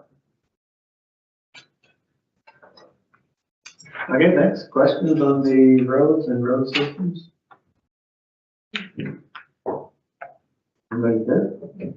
Good to hear that our road systems are even better than they were 10 years ago. And I have to admit that of all the comments you get when you're out in the community, positive wise, it's usually centered around the roads and the way that they're cleaned in the winter and sidewalks are cleaned in the winter. Not to compare us to any other municipalities nearby, wouldn't want to do that. But even when you talk to people from other nearby communities, they always comment that our road systems are the best in Renfrew County. So that's good to see. I guess, and I understand why the county roads were not included in this, because we don't have any ownership over them. But was there any consideration given to how the county roads connect with ours and what we may recommend to the county to do with their roads within our community to tie them into what we're doing with our roads, especially when it comes to urbanization? And I guess I'll use Murphy Road as an example, because the county wouldn't have done what happened on Murphy Road had we not recommended it. And I know we've got some recommendations for Dorn in the future. How is that going to work in? Because again, it was a cost sharing. So these ideas or plans may have cost implications for us. Just wondering how we would work that into our 10-year capital plan. We do that one. Okay, I would just say, Mayor Service, that similar to the Murphy Road example, anytime a county reconstruction is announced as part of their annual budgetary process, we should be having internal conversations at the staff level on county road projects and how they may impact the town. Then following up with conversations with our engineering consultants to support us if we need to look at improving a county road, because the county when they look at road reconstruction projects, typically look at re-and-re's. The road is like this, we're just gonna make it better, and they don't really look at growth, as a factor in their forecast. So it falls on municipalities, to look at the county roads within their communities and how they interact with their communities and how they should be improved. So, I think it was a really good catch when Murphy Road, when we worked on urbanizing that road, that county road. We should follow the same recipe, for any other future improvements. Yeah, that's good. And just, I know the county has a new growth policy when it comes to roads. And it's sort of specific to Petawawa and Ironbark, because we're the two communities that are growing, have roads that are experiencing traffic pressures and the need for expansion. So, and I know there was an approval of some funds to do some roundabout studies recently with county. And two of the intersections that came up were, well, one was Daniel Street in Ironbark. The one was the Victoria Portage Boulevard intersection. So if everything works out the way I hope, is some of that funding will be put towards a roundabout study at that intersection. So I'm just wondering how do we take this 10-year infrastructure plan, especially in terms of the road systems and the storm sewers, and give it to the county and say, let's talk about things when the need arises. Just wondering how we communicate with the county. Well, I was gonna add to Chris's comment, is the one where we are interacting right now directly with the county is anytime they are looking at doing a road reconstruction, their road reconstruction. Typically you have, the town has a lot of services within those roads themselves, right? Generally the sanitary and sanitary water, and sometimes the storm sewer systems are owned by the town, and the county aren't gonna want to put any money into doing that. So, I mean, it was an example of Doran Road a few years ago. We went and did some upgrades to the infrastructure on Doran Road, knowing that Doran Road was gonna be repaved.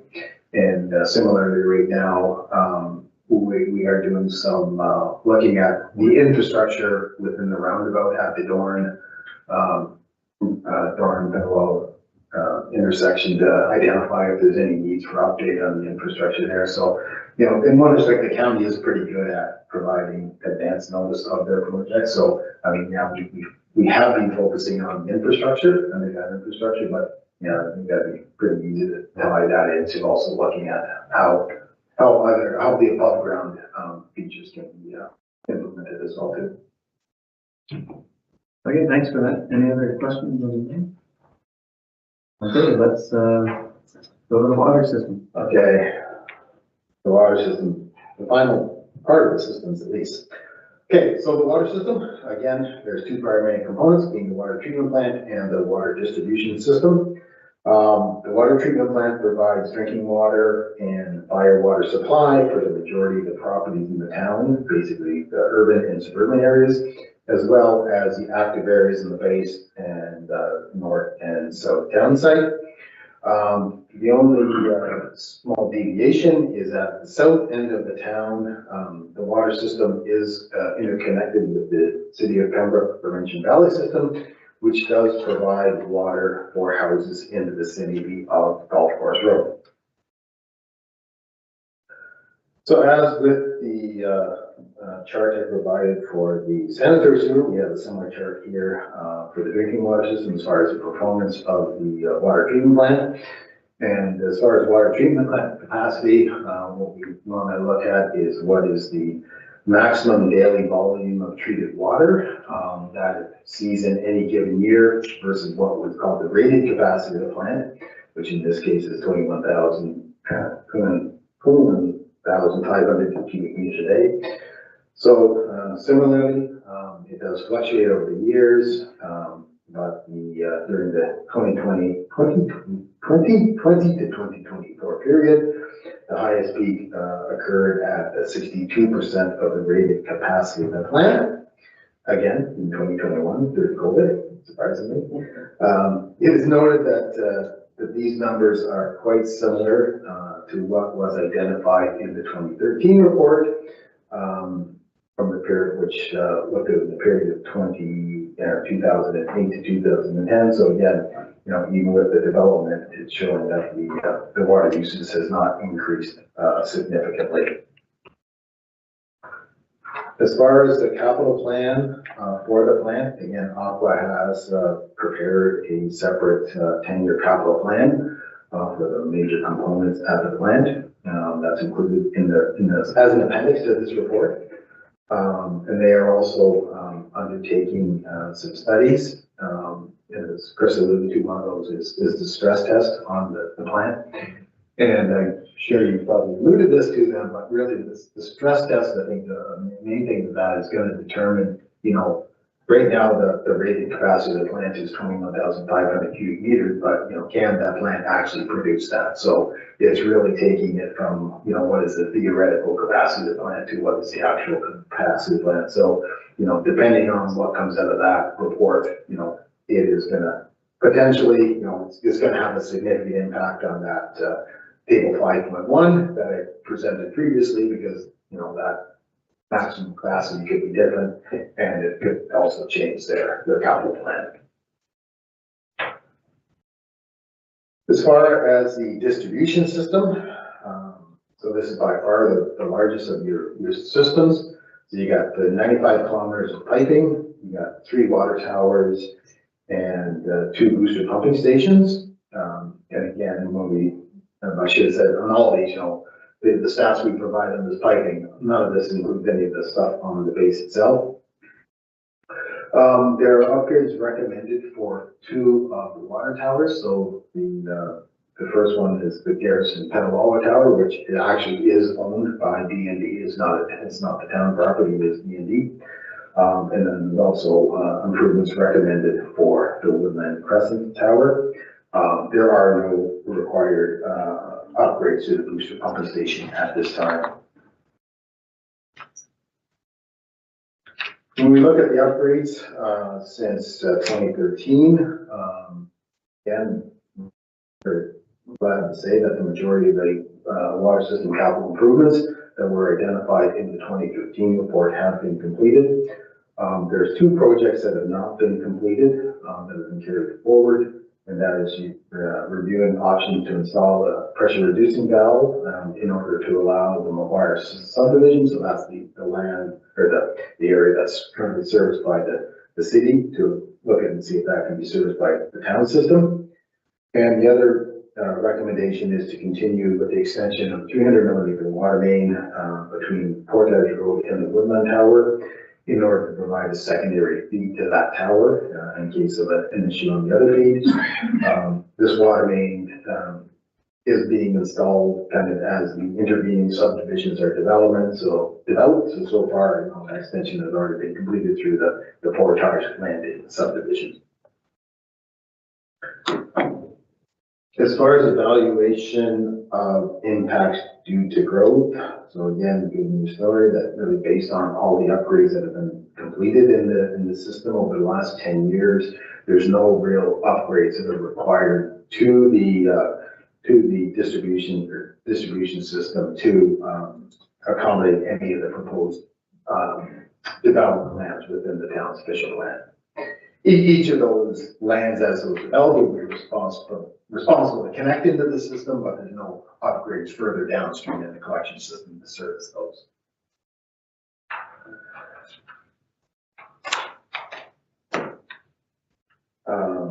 As far as the recommendation for the water system, there's really 6.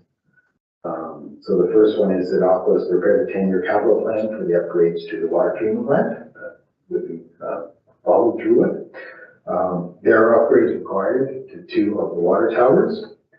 And I haven't talked about this yet in the report, but there is an opportunity to provide some looping and really some redundancy of the water main along the Black Bay Road in conjunction with the servicing of a subdivision on the north side of the road there. The next one is the town and the city of Pembroke should continue to review options to allow for 2-way flow within their interconnected water distribution system to allow for secondary means of water supply during emergency situations. So I should do a little bit of explaining on that. So right now, there is a water main, alluded to that, comes up through, Pembroke, through Laurentian Valley and then ties into the, town system at the south end and does feed the McGuire subdivision. The way that water main right now is set up, there's a check valve in it. So basically the water can only flow from Pembroke up to Petawawa. It can't flow the other way. So that became beneficial a number of years ago, when there was the helicopter accident on the base and the water treatment plant here had to be shut down. You were able to draw water from the city of Pembroke.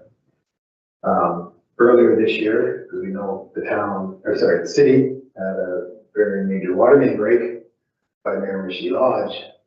But because of the way that water main is interconnected, water could not flow from Petawawa back down to Pembroke.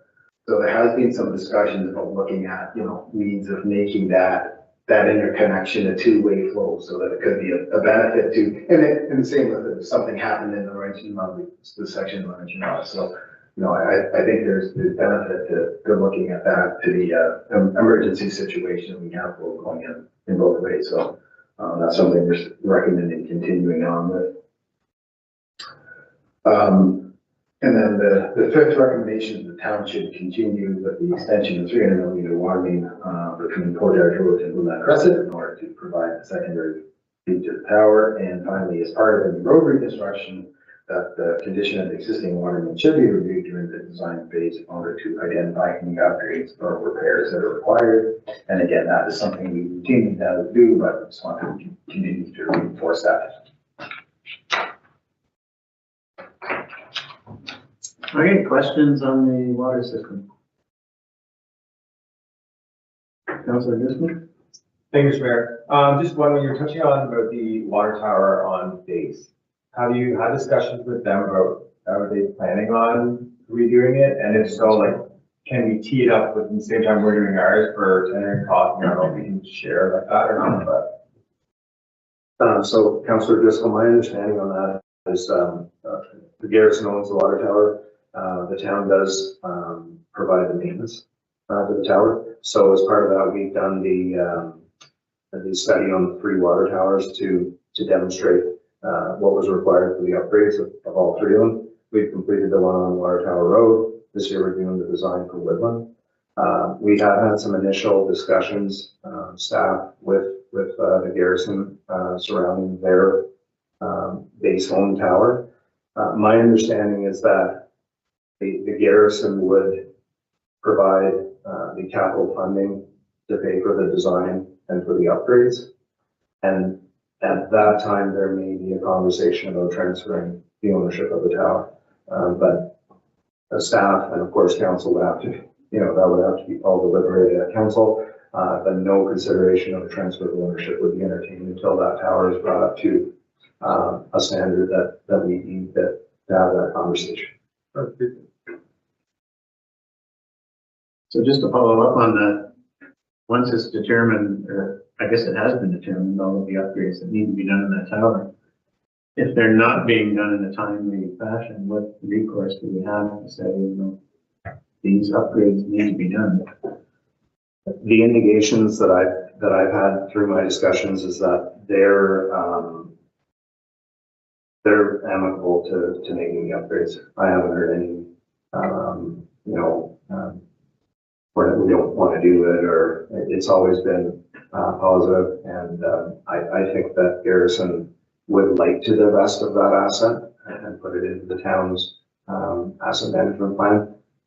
In my opinion, it should be probably owned by the town. It makes a lot of sense. So I haven't had any conversations with the garrison where I didn't get an impression that they wanted to delay upgrading it. But I will follow up with conversations with the garrison and then maybe bring some of those conversations to council, so that we can start planning for that water tower upgrade in the very near future. Thanks. Any other questions on the water? Just a question about the stress test. Sure. Once we get those results, and if it is a worst case scenario, and the capacity of that plant is 15,000 instead of 21.5, that already puts us over the 75% threshold. Are we prepared for that potential outcome and what we may need to do with the water plant? So I think Mayor Service and Council, this is really the crux of the situation we're in. So we have the disinfection byproduct issue that we're dealing with right now with the THM and the HAA exceedances that we're dealing with. So the disinfection byproduct study has given us proposed upgrades to the plant to deal with reducing those levels. But it would be a shame to spend that money and then turn around and start a process of upgrading the plant. So the stress test, the capacity test is very important to give us the information we need to say, okay, maybe what we do is instead of putting money into the plant to address the THMs and the HAA exceedance, maybe it kickstarts a whole environmental assessment and a design for a plant expansion or something to do with increasing the capacity of our water plant. And at the time of those upgrades, you initiate the required upgrades to deal with those disinfection byproducts. So we want to make sure that the investments we're making make sense based on where our plant is at and the capacity that it can produce. Yeah, it's a complex, yeah, I'll just add to that a little bit, as far as what can be done. I didn't put it in this report tonight, but it is in the capital plan. We also did analysis there to show what was the water usage in like the summer period versus the non-summer period, and which I think the results show what we kind of anticipated, that there is a significant increase in the water usage during the summer months. So it's really, your summer months is your critical system as far as the capacity. So I think, if it does become a crunch per se on, what the capacity is, then, you may need to look at, what other, remedies are there to deal with some of those increases during the summer months. I think you're referring to lawn watering restrictions. Yes. Without saying it out loud. Talk to the clerk about it. And a question about the Black Bay looping. So in terms of the subdivisions being proposed there, I guess the initial proposal was to draw water from the line on Petawawa Boulevard. No, It's coming from the. Yeah, the industrial. Yeah, so as part of the Black Bay Road subdivision, they are tying in the water main on Industrial Drive and bringing it almost down to the east end, I guess, of their development, which is almost to the tracks themselves. So what we are proposing, because, they're really to take that water main and extend it from basically where they're terminating, go across the tracks and just tie into the loop on the boulevard.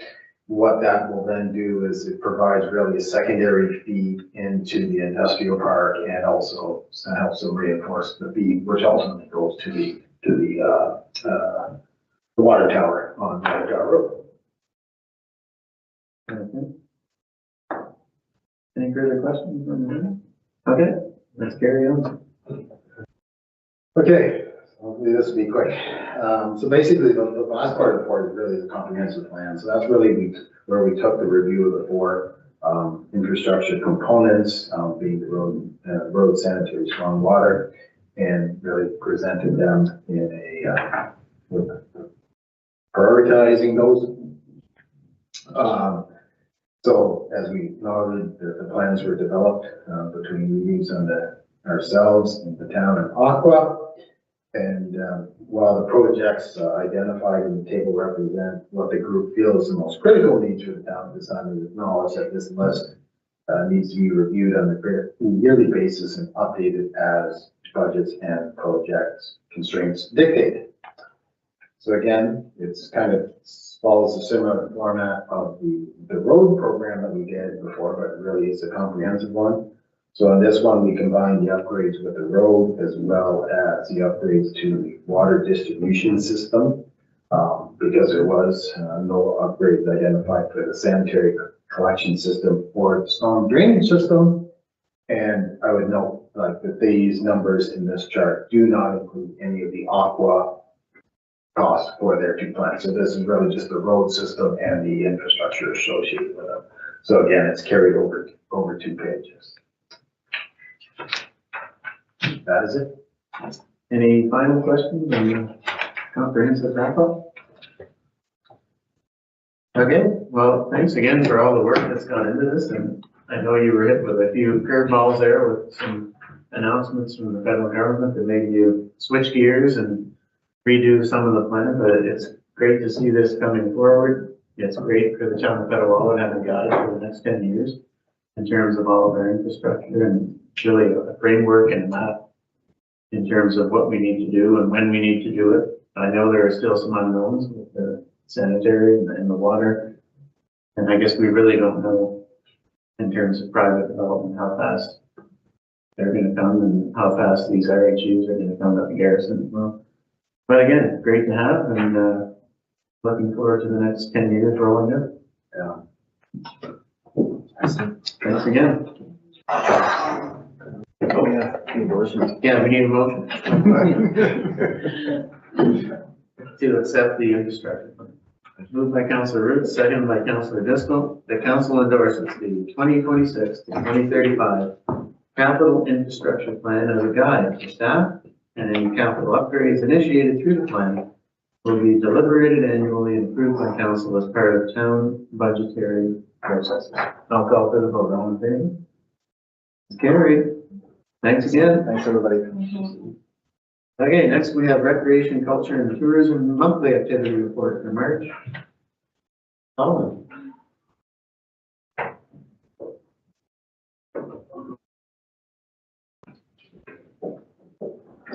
Good evening, Mayor and Council. I'm here at the Council Assessment Report for February and March, putting the 2 months together as I was over for a few weeks. Over the course, you can see there's 2 meetings between the Senior Advisory Committee, which is going very well, and the informed council, Joanne is meeting as the staff member. I had to step back for the other duty to ensure that that is going to be better than Joanne running that committee.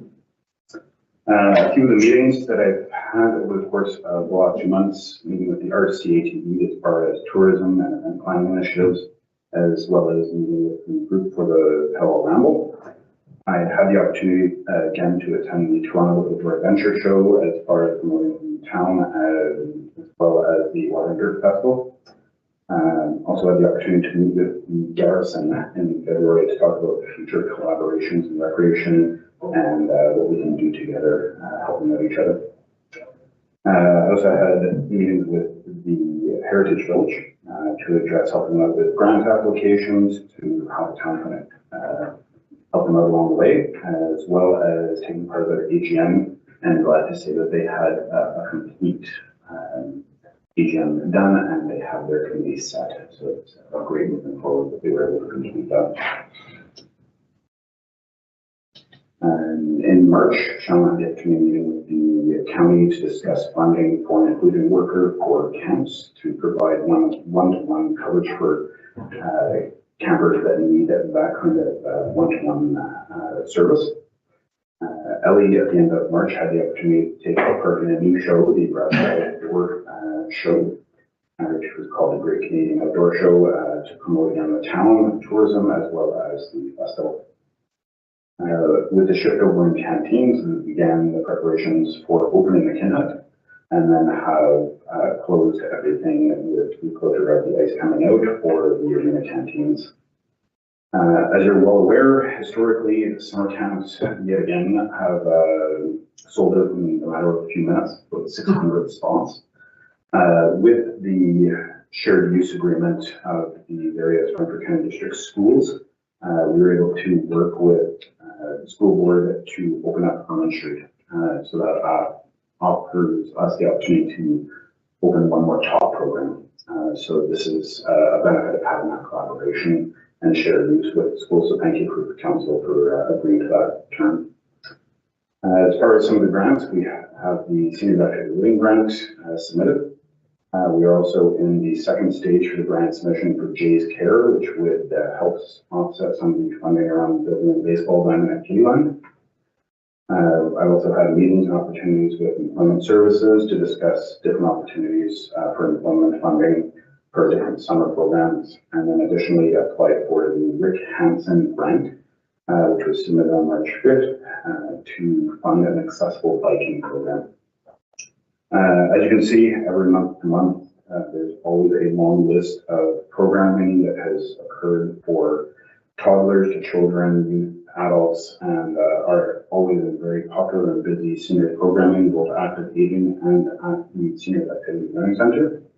And then some of the upcoming programs that they're going to be doing there as well at the SOC. Over the course of February, we hosted the Cabin Fever, always successful events, programs like trivia, comedy night, the skates, and other dances have always been popular with that Cabin Fever event. And as far as the rental activity, it continues to be very busy. Even with the event just recently taking nights out, so you can see hours that stay consistent over the course of banquet hall rentals, arena rentals, lounge rentals, you know, the kitchen and so forth. As far as upcoming new initiatives, I'll be bringing it forward next month, and we'll be able to complete it this month, is the Roman Refill, which is a tourism initiative of a water bottle that has engraved logos on it of 12 different local businesses. Local tourism, tourists can buy those things, visit the businesses, collect the sticker, put on a water bottle. Once all 12 spots are completed, they can enter into win a prize, which is paddleboard. I'll be also taking off as far as tourism in 2 weeks to the Ottawa Outdoor Adventure Show, which is always been at the sort of our backyard. So our biggest tourists do come from Ottawa, so finding more ways to reach the Ottawa and Gatineau area is a great opportunity to bring more tourists to the area. And finally, for the report, just encouraging anyone that's listening and council and the mayor to come out and join us for Heather High Water, a big tourism initiative that we collaborate with using the river that's right in our backyard. And that is the report for February and March. Questions on the report? Councilor. Thank you, Mr. Mayor. Colin, I thought I read it somewhere here about, I lost it. In regards to like a wall or a curtain at the Civic Center for where the chairs and tables are, I knew I read it, but I just can't find it here. Can you just speak to that a bit? So that is something for discussion. That would be actually an initiative that would be taken over by Ted Marcotte. Okay.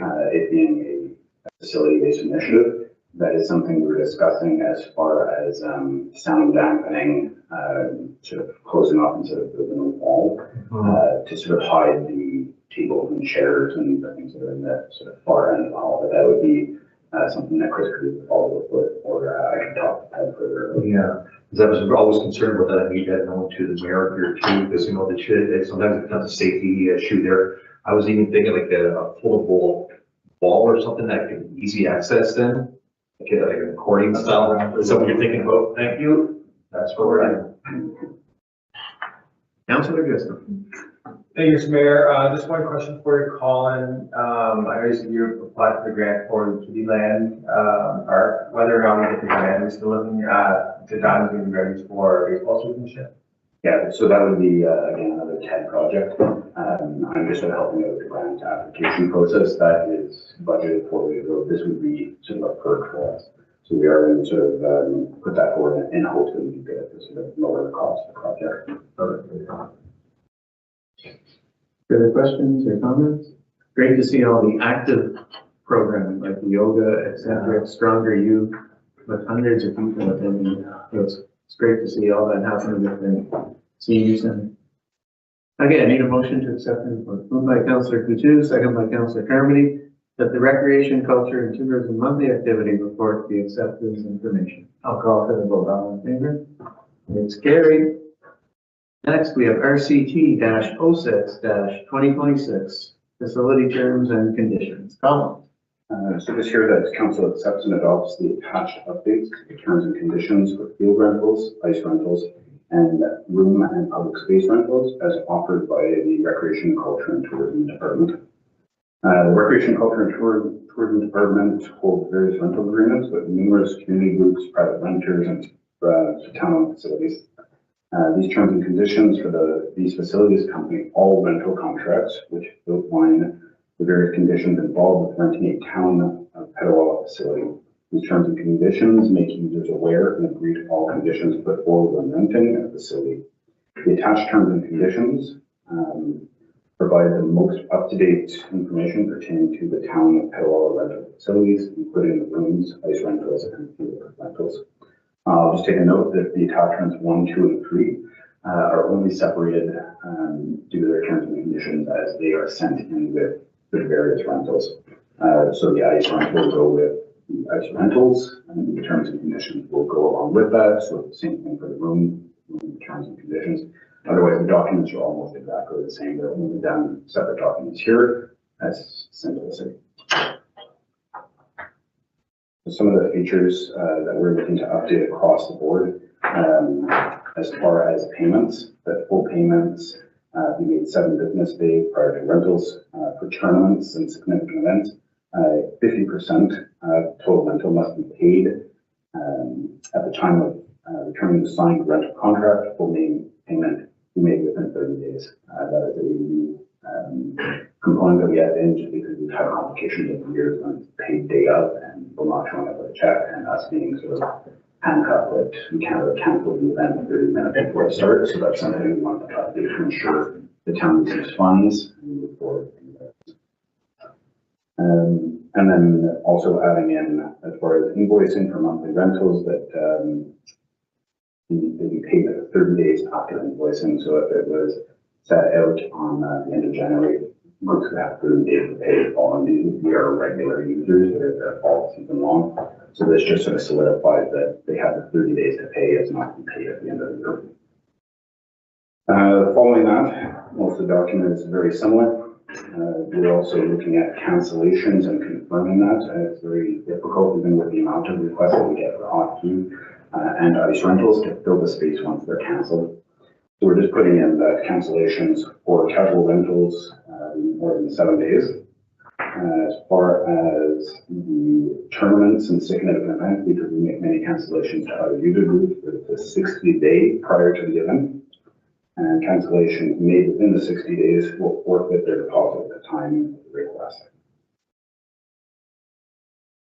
As far as some of the other details that we're looking at and formalizing is the liability in all of our contracts, agreements that we're putting forward, that liability is completely 100% off of the town. We are putting more wording into that we have. And following that is the insurance. We've had groups historically that didn't have insurance. There was informal agreement made with these groups. I'm glad to say in the past year that all of our hockey users have insurance and are completely covered. And working with our local insurance company, we've been able to do that at a very affordable cost, and all the groups are happy to move forward at the rate it's at, and it lowers the liability that the town would incur if we didn't have those groups without insurance. Furthermore, stronger wording put towards the alcohol, smoking, and vaping. I will also be coming forward in the next month or so with a stronger policy that addresses dressing rooms, vault, diamonds, parking lots, and so forth. That would be an additional document to for long-standing and larger events to sort of complement that. As far as the rest of the document, the municipal alcohol policy would stay the same: code of conduct, additional terms. And then it's just addressing some of the stuff that we've sort of come up in the past as far as the wording with regards to cleanup. So a lot of staff hours spent when there's large rentals or tournaments or stuff, and everything is left for town staff, as well as addressing some of the issues that we've had with the municipal rate of entry. Things like dressing rooms and things to verify that we are doing our jobs properly and verifying there's no alcohol or inappropriate things happening in dressing rooms. So it's just wording about it. Also confirming, as town gets a lot of requests for discounted rates or for free, that we have it in writing that the town does not offer discounted rates. That is a choice of council, so we're solidifying that in the terms and conditions. And then just following what was already out there as far as what is required for groups if they decide to do fundraising or lottery license, again, reiterating what's required of them and making them aware and doing our due diligence to make sure that all these groups are aware of what's in there. And then if you look from document to document, as I said, Everything is reiterated from that one document to the next, as far as whether it's the ice rental, a room rental, or a field rental. So you'll just see the wording change, but all the content is exactly the same. So again, separated so we can give them to the term renters that fits with their rental. And that would be my report for that. Okay, thanks. Questions? Questions or comments? Councillor Flutie. Thank you, Mayor Service. Thank you very much, Colin, for taking all this up. I think I just had one question, something that grabbed my attention. I was looking at the ice rental terms and conditions. Was that helmets must be worn on the ice at all times? Is that a rule that's in place not just for private rentals, but for free skates and all of them? So that is something that we're looking at moving forward with. There has been cases, it's coming from our insurance, coming from the industry, that any user, once they're on, they should have helmets. There's been cases of hockey practices where there is no contact, but it happened in Ontario that during a hockey practice, a coach stepped on a puck, fell backwards, and in two different cases, one was a death and another one was serious life-changing injury. So this is something that I understand is an inconvenience, but it is a change in culture. We really do need, we wouldn't drive without a seatbelt the way we were. This is the same shift. We need to get into the practice that if you're on the ice, there's inherent risk. If we can lower that risk, we should be moving forward with the practice of using helmets. But they're there for a safety reason, and minor hockey already has that in place. It's just opening that to all of our rentals. Thank you. Councillor Gunn. Thank you, Mr. Mayor. I just want to say thanks. Very well done. Thank you for drafting them. Further questions or comments? Just a question about payment terms and the cancellation parameters. Are those comparable to all the other municipalities in I believe so. This is something we're seeing everywhere. It's not just with recreation, it's across the board everywhere. I think, to be honest, we're playing a little bit of catch up. We've had these things in place previously. It's making it formal, putting it in proper writing, and also informing them of this, not just having them sign a contract that they never read, but giving them the terms and conditions on top of their rental. So we're just giving them all the information so no one's can come back and say, I didn't know. Okay, thanks for that. And just one question about the alcohol, smoking, vaping. In terms of enforcement and I guess in terms of if there is any punishment for what's occurring, is it our town staff responsibility to police the dressing rooms and the parking lots at the ball fields? It's not the OPP? So this is something, as I had mentioned about that document that we're putting forward, it's our facility, it's our license. No different than sort of the amount of serving that you can't overserve. It is our facility, so we have to enforce it. The OPP can kind of pull it if there is issues, and we can have them complemented as well. But moving forward, we need to take those appropriate steps to ensure that we're doing our due diligence to make sure we can do that properly. So just by way of example, let's say there's a ball tournament and there's some players in the parking lot, you know, with the trunk open and a cooler of beer there. It's the onus is on our town staff to say, put that away or leave the premises. It is to the fact that we have a liquor license on the facility. It also puts our license at risk. So if there is an infraction, it means you chose, they can also, you know, that's our license. So it would only be if the individuals don't comply with our staff request, then the OPP. Okay, any further questions or comments? I need a motion then to accept. Moved by Councillor Donovan, seconded by Councillor Roots. The council accepts and adopts the attached updated terms and conditions for field rentals, ice rentals, and room and public space rentals as offered by the Recreation, Culture, and Tourism Department. I'll call for the vote. All in favor? It's carried. Thank you, Colin. Next, we have Finance, FIN-04-2026. regarding the 2025 council and committee remuneration. Megan, thank you for patiently. No worries, and I will have the quickest report, I hope, tonight. This is just like the annual required reports for council remuneration for the year of 2025. Obviously, table 1 details all of the payments that were made for remuneration, per diems, and expenses for both council and the police services board. Any questions? Any questions or comments? Then I need a motion to accept the report. Moved by Councillor Coutu, seconded by Councillor Carmody, that the report number FIN-04-2026, entitled 2025 Council and Committee Remuneration, be received as information. I'll call for the vote. All in favor? Carried. You did. The bar has been set. Next, we have the monthly activity report for the Planning and Development Department. Melanie, the clock starts now. I will not beat our record. So monthly report, I'll just call it a few things.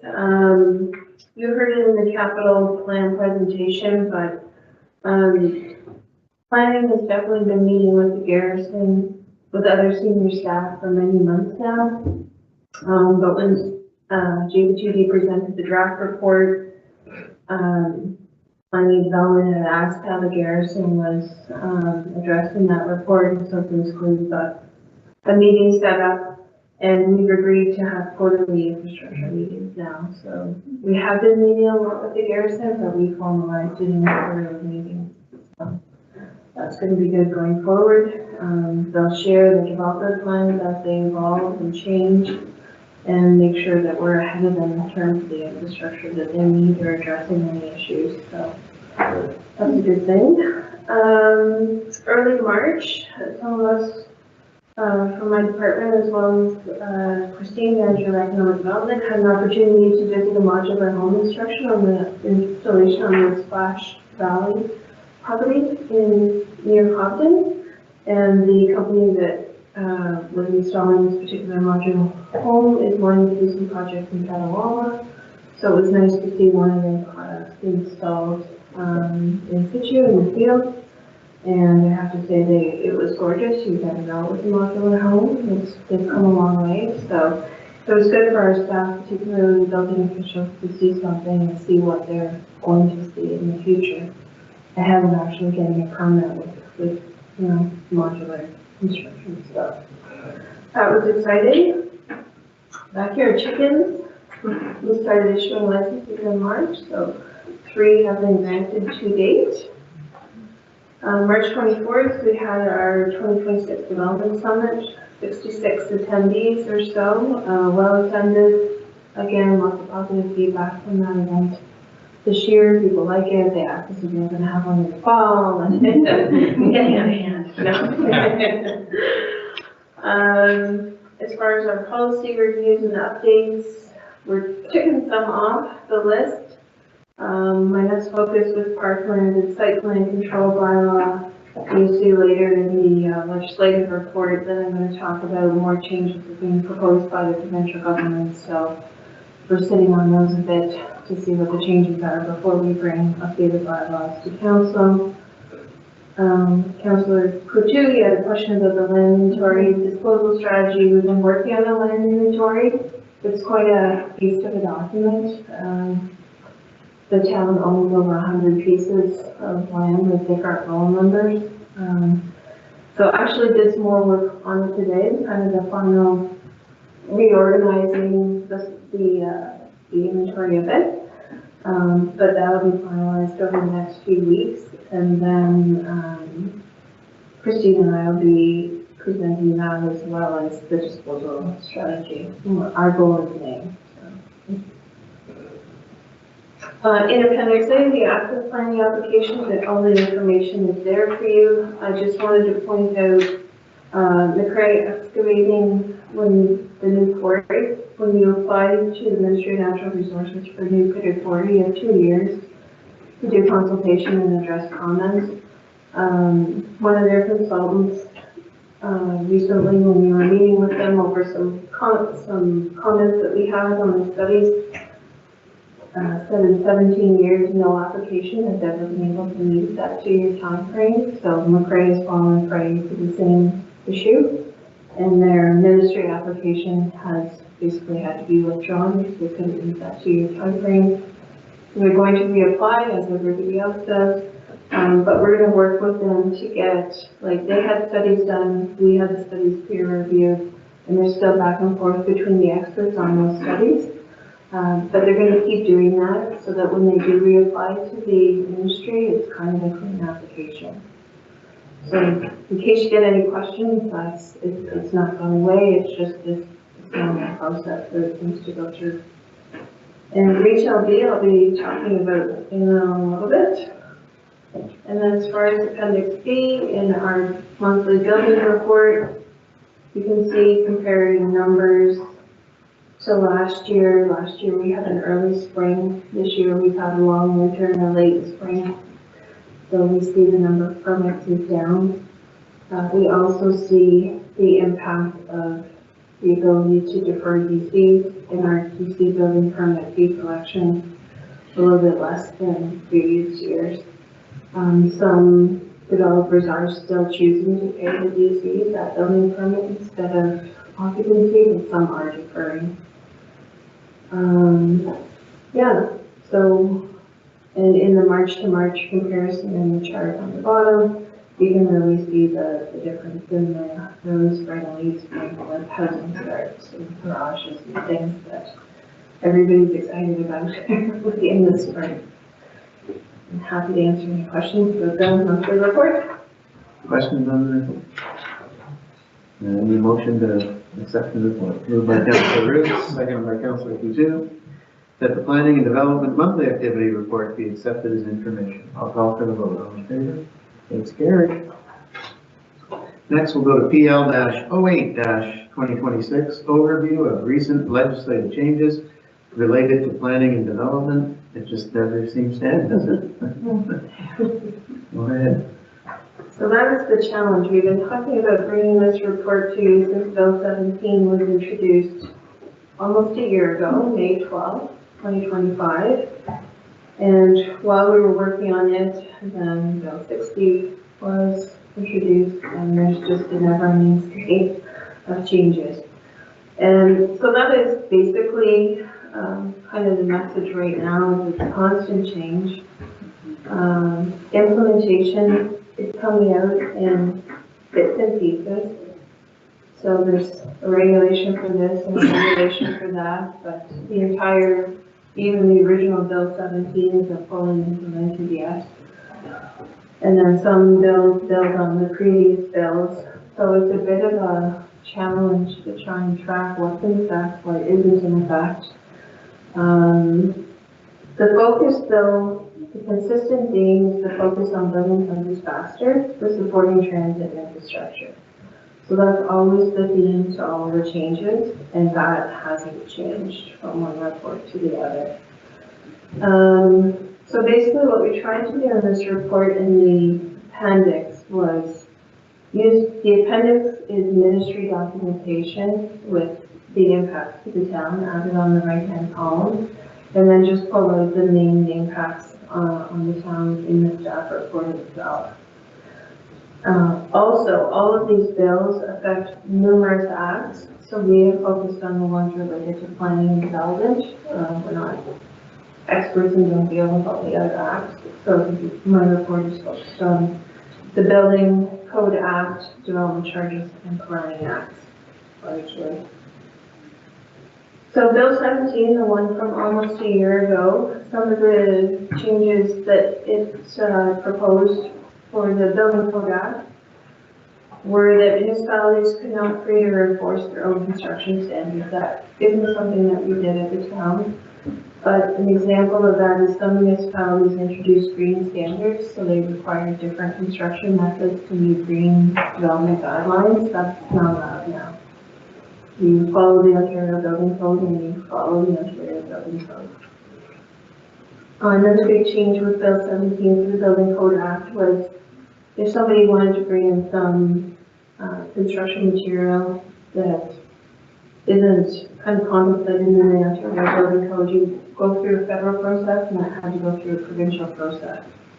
So Bill 17 eliminated that duplicate provincial process. But again, no impact on the town because it was a provincial process. In terms of the Planning Act, Bill 17 introduced standardizing complete application requirements. So this is things like what studies are required for different types of planning applications. Municipalities across Ontario have different lists of studies that they want with applications. This is something the province is still working on. They have not implemented any regulations. But the idea is to get more of a level playing field between municipalities. Some municipalities are asking for more things than others. So we're trying to figure out what's a good way to standardize the level, or level the playing field between municipalities. It also introduced prescribing certain professions, so the studies were submitted by those professions, they're automatically accepted as a complete application. Doesn't mean that we have to agree with the contents. We can still review and question the contents. But again, from what I understand, if some municipalities had a preferred list of firms that they wanted to work with, then you can't do that. Okay? So far they've only prescribed PNGs, professional engineers. If a study is submitted by a professional engineer, it has to be accepted as a complete application. So I did say you can still, have dialogue about the content. Doesn't mean you agree 100% with the content, but you can't say that that report is not acceptable because it's not on a list of preferred consultants or something like that. Again, no impact to us at the town, that wasn't something we were doing. Bill 17 did introduce as of right variances, so setbacks from lot lines is what it introduced, and that is regulation now. So that overrides our zoning bylaw. So, for example, if we have a 10-meter side yard setback, we can accept 9 meters, and there's no minor variance or zoning amendment required. So that's in place today. School exemptions, Bill 17 said you have to allow schools in all residential zones and you can't require site plan control for school portables. We never did anyways. Our planning policies accept schools in all zones. So again, no impact on the town for those changes. As far as the as-of-right variances, we don't get a lot of minor variance applications in the town. A lot of our development is built to zoning, so the impact, there is an impact, but it's not like some municipalities that have hundreds of minor variance applications where this is a real savings for them. It's not a huge impact on them. The biggest impact of Bill 17 is the Development Charges Act. So it introduced a number of things outlined in the report in the chart: deferred fees to occupancy, no interest on deferred development charges, more exemptions, so types of uses that don't have to pay development charges. It allows, talks about reductions in development charges and setting up tracking mechanisms for deferred development charges. So all of those things do have an impact on the town. So like I say, we are starting to see deferred fees on our residential applications. What this means is that the funds that we receive through development charges are going to they're going to come later in the development process. So instead of coming out the building permit fee, they'll come at occupancy, which can be a year or two later. So it might take us longer to build up funds in our reserve funds, or if something that we want to finance through DCs, we might need to look at other forms of financing to advance some of those projects. The reason these changes are in effect is to help developer cash flow, to get more homes built faster.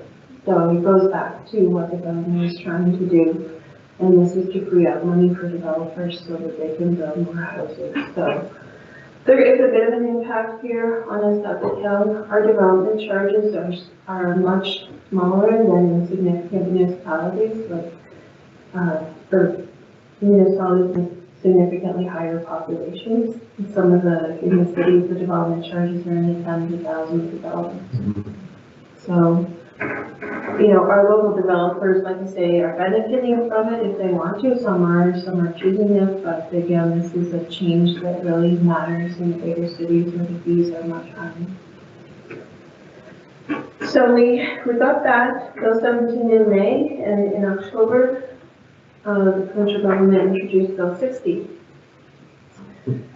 It changed 15 statutes, created another new law, and built on some things introduced in Bill 17 and added some more things. Again, the government was just continually looking for ways to streamline things so that more houses could get built.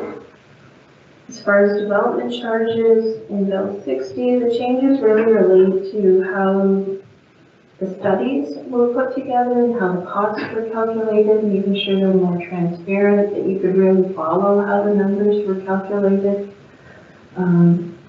For us at the town, we did our last DC background study in 2024, so it's relatively new. There's no mandate to update it to include these changes. It's just something to watch for the next time that we do have to update our study. We will have to incorporate these changes. As far as the Planning Act changes, there's talk about expanding that as of right variances. So right now, like I mentioned, it's setbacks from lot lines. But now the government is looking at, well, what are some other zoning standards that maybe we could do some as of right variation. So there's no regulation for that right now, so we don't know, what's to come there. We're just watching. And the other changes all relate to other levels of government, the big changes. So ministers' decisions are now allowed to proceed. They don't have to be consistent with the provincial planning statement. There's things called minister zoning orders that we don't have in Petawawa, where the Minister of Municipal Affairs and Housing can approve development that doesn't meet zoning in municipalities just to get a priority project through. And they used to have to be more formally published and kind of a formal consultation or comment period on, and that's all being streamlined now, so that it's a less formal process. Also, upper tier municipalities are allowed to have community improvement plans, so CIPs. So for those provincial changes, again, we don't really have the Ministry of Municipal Affairs doing planning in Petawawa for us, so there's no impact today. And then if the county chooses to establish a CIP plan, we'll just see what they do and make sure that our plan is gelling with their plan. We did check with the county recently, and they're staying with their HYPE program for now, so didn't sound like they had an immediate plan to jump into something else, but again, something for us to watch. So we were finalizing this report a couple weeks ago. We're feeling pretty good about getting this to council finally, and March 30th, we have a couple more big announcements. So the Canada-Ontario Partnership to Build was announced that day by Doug Ford and Mark Harney. Again, it's the shared goal of building more homes faster with the transit and infrastructure behind all of this increased housing. That's all it was that day, was an announcement. There is no program, there are no details, we don't know what this looks like. We have received at least one call, asking us, how is this gonna look, because one of the main parts of their announcement was they want municipalities to reduce or maintain low municipal development charges, and they will provide funding to offset, but we have no details. We did. People are wondering, well, what are your new development charges? So we're nowhere near there. So again, looking for information on what that will look like. Same day, Premier Ford introduced another bill, Bill 98. which again kind of builds on the same things, building more housing, transit and infrastructure, streamlining processes. How can we get houses built faster? No details on any of these changes, just included them in the report for your information. A lot of them are previous ideas that are fleshed out a little more consultation being had on them. So for example, official plans, they're talking about every municipality in Ontario having a set table of contents. We all use the same land use designations. We all create our maps the same way. It's even talking about page limits, and some municipal plans are hundreds of pages. Ours isn't, but it'll be interesting to see what this might look like how does an official plan for City of Toronto compared to, a rural township? How can there be one standard? But anyways, we'll keep tracking this and see what happens. Our official plan was only approved in 2024, so it's not that old. They are talking about not requiring immediate updates. So we'll see how that goes. Site plan reforms I mentioned earlier.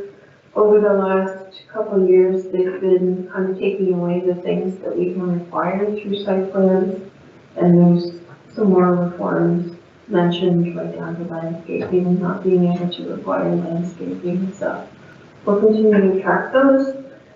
A big change is their idea to set a provincial minimum lot area for urban residential land, which is land within the government area boundary outpost services. And I put in the report, they're talking about 175 square meters. Our smallest lot is 550, so it's less than half of our current smallest lot size. So that would be a big change to the town kind of feel if that kind of density is approved provincially, province-wide. So something we're still doing consultations about. Parkland, they're looking at parklands and talking about requiring municipalities to accept encumbered land. And then with this bill, 98 high quality encumbered land, so that would be land that has something on it, some kind of infrastructure or some drainage or kind of less than desirable land. And municipalities may be required to accept it. And changes to administered zoning orders that I mentioned, as far as DCs, more exemptions for not-for-profit retirement homes, and a requirement in purchase and sale agreements for new homes, for new homeowners to actually see how much of the cost is DCs, taxes, and fees. So transparency. Thinking about reviewing the building code, which is interesting because we're just implementing the zoning code 2024. And some expert advisory bodies, and then there's some things around water and wastewater plants, and I just included them for your information, talking about public ownership of municipal water, wastewater assets, and communal systems, and again going to that, how do we get housing in municipalities that don't have municipal services?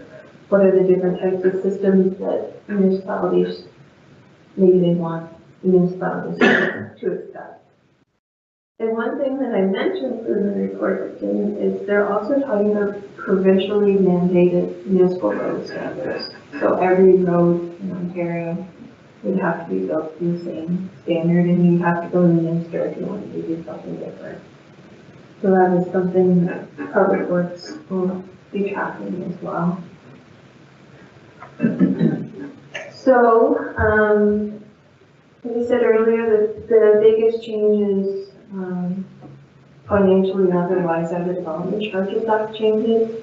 I have had many conversations with Peter Francisco from Watson Associates, who did our development charges study to make sure that we're doing everything that we're supposed to.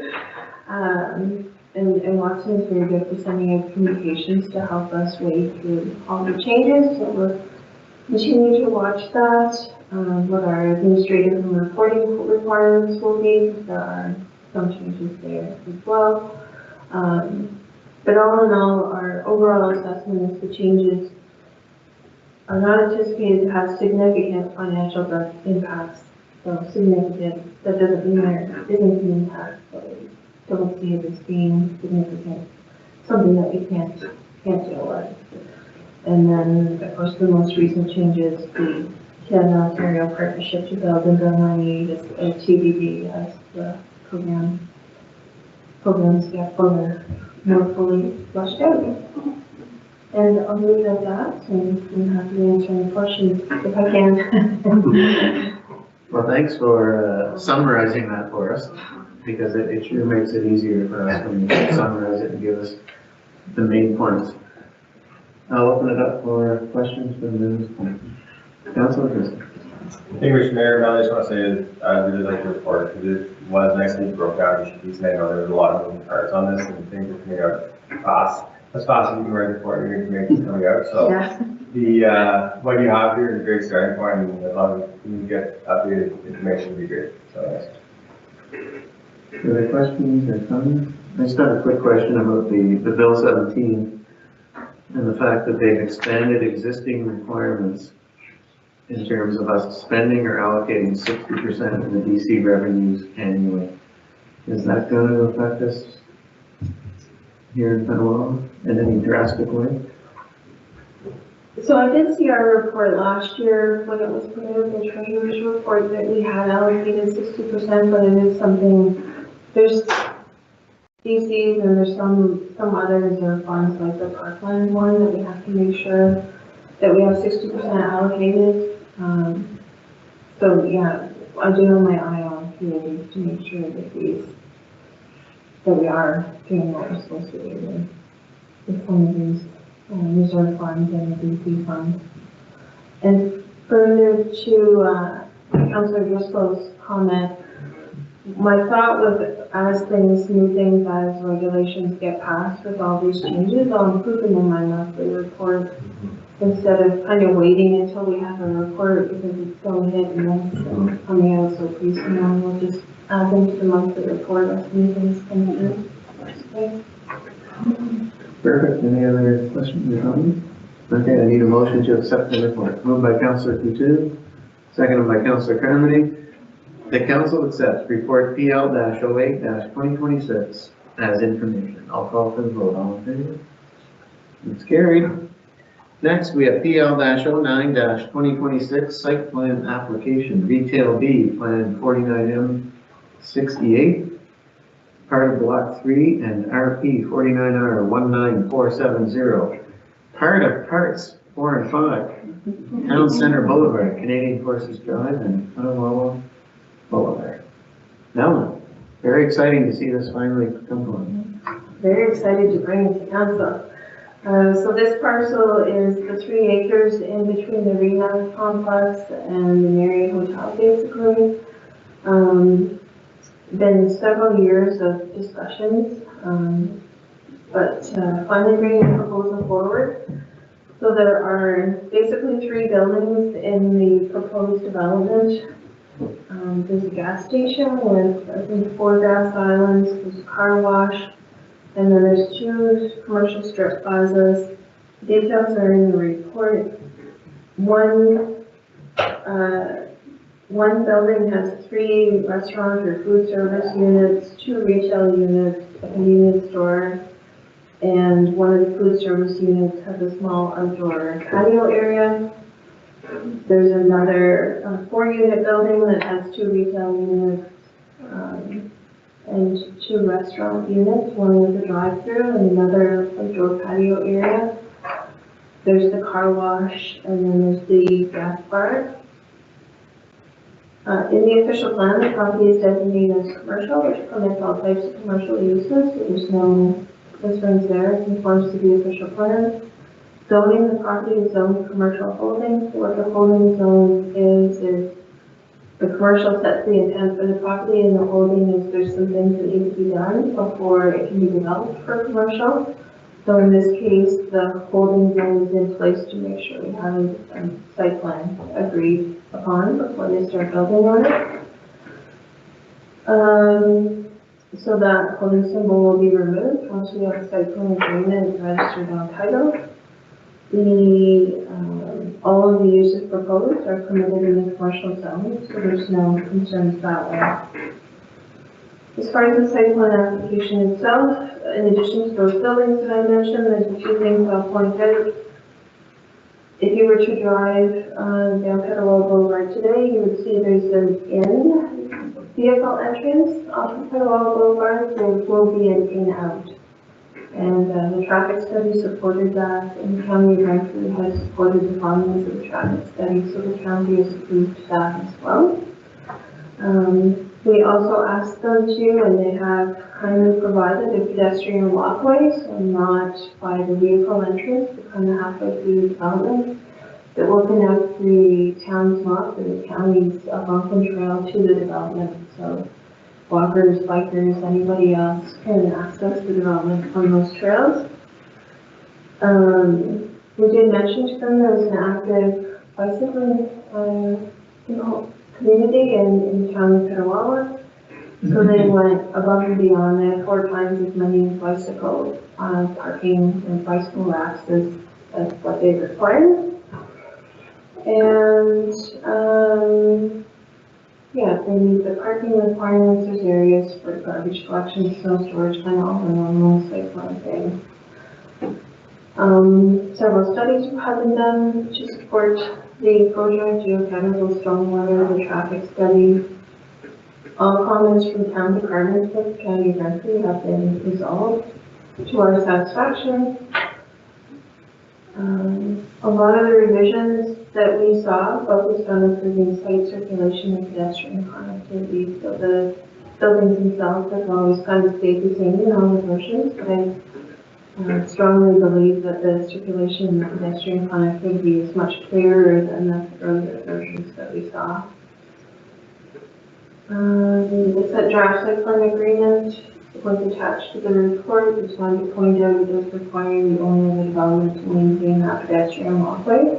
So that's not on the town or the county to do. There are a few more revisions to the site plan before it can be approved. I mentioned some of them as kind of labeling things on the plan, consistency from one plan to the other. There's quite a few different plans that come in the site plan package, so it's just to make sure they're all cohesive and that all the changes have made it all the way through.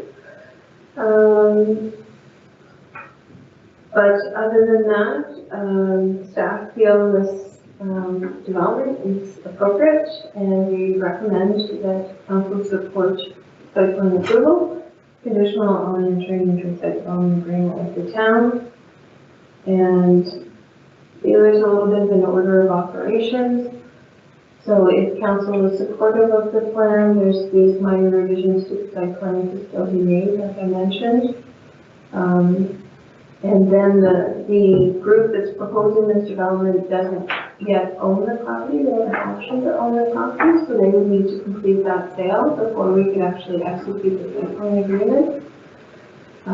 So minor revisions, buy the property, execute the site plan, register it on title, and then we would lift the holding symbol, which would be, officially the green light for the development, and they could apply for building permit.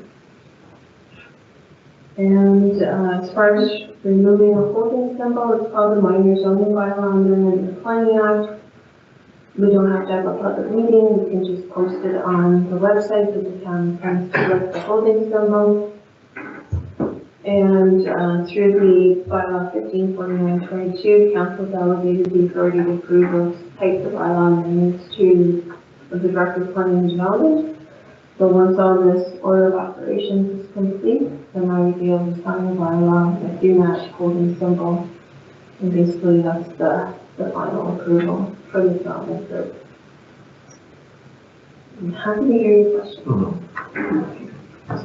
Okay, thanks. Yeah, as I said before, it's really exciting, and it's great to see them accommodating, our bicycle-friendly portion by putting in more bicycle racks. And I really love the little switchback trail up from the Algonquin Trail and from our paved mock. I think that's great that they added that.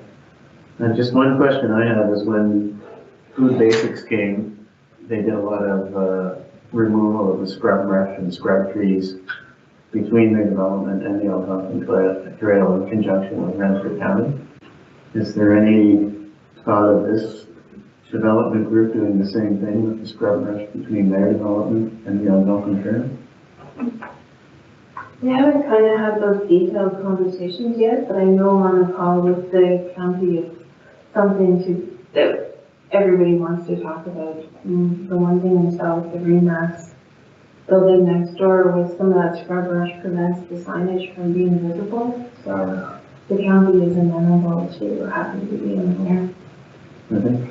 Thanks. Any other questions? Councillor Carney? Thank you, Mayor Service. It's really nice to see this coming forward, Melanie. It's a long time in the making, and I'm not going to get too excited until I actually see it. But when did they plan on getting moving on this? Is this this year or next year sort of thing? Or? My understanding is they're still trying to secure tenancy, a little bit more tenancy before they break ground. They do have some tenants. I think my understanding from meeting with them is they'd like to secure a few more before they break ground. The site plan agreement does have a clause to pull a building permit within 6 months, or the municipality has the option to look at the site plan approval. It's not something we do if they're actively looking for tenants. But that's my understanding. Thank you. Further questions or comments? Councillor Driscoll? Hey, Mr. Mayor, Melanie, have you seen any, like concept drawings of what these buildings are gonna look like? I'm just curious if they're gonna be similar style as the ones that they're gonna be boarding up against to kind of keep sort of cohesion to that whole area, or are they gonna be completely their own design as their level as the neighboring one?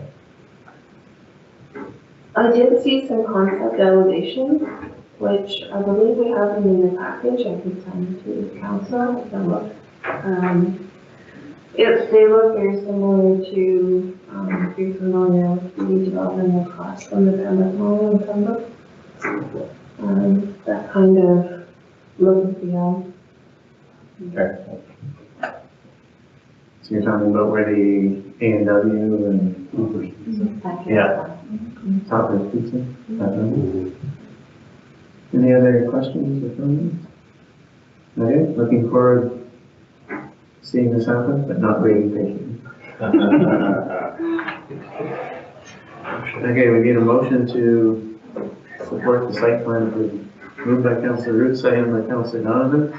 The council supports site plan approval for the proposed development on the lands described as part of Block 3 on registered plan 49M-68 and part of parts 4 and 5 on reference plan 49R-19470 on the condition that the owner enters into a site development agreement with the town. I'll call for the vote. All in favor? It's carried. Thanks, Melanie. Next, we have legislative services, monthly activity report for March. Don and Colin are making their way to the presentation. Wow, get up, you're so standing there. Let's see, to move. Thank you.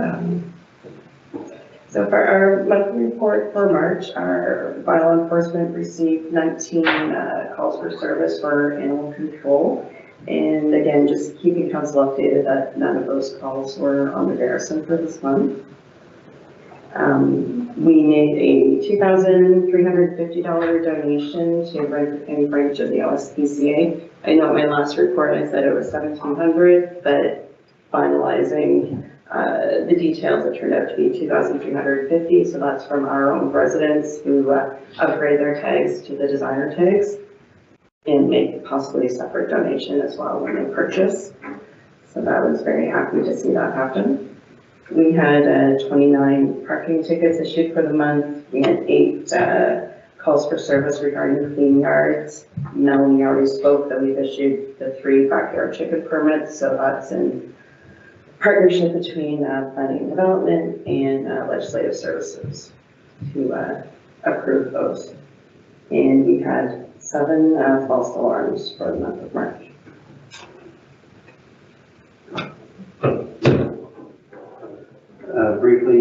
highlight a few points under human resources, under recruitment. Happy to report that we've completed the two interviews for the facility operator, and the successful candidate has been notified. Jody has also commenced summer student interviews with the agriculture department, and that's underway. And she doesn't have it in here, but interview notices went out for the vacant positions on the fire department, as well as the conducting interviews in that department shortly.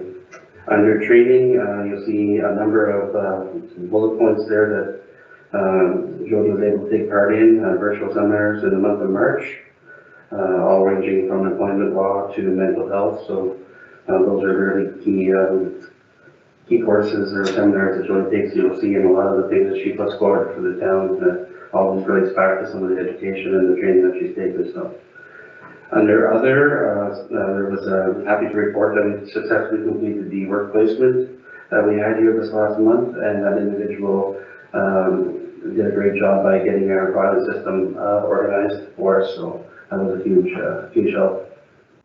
Under commissioner roles, we had 33 requests for the month of March.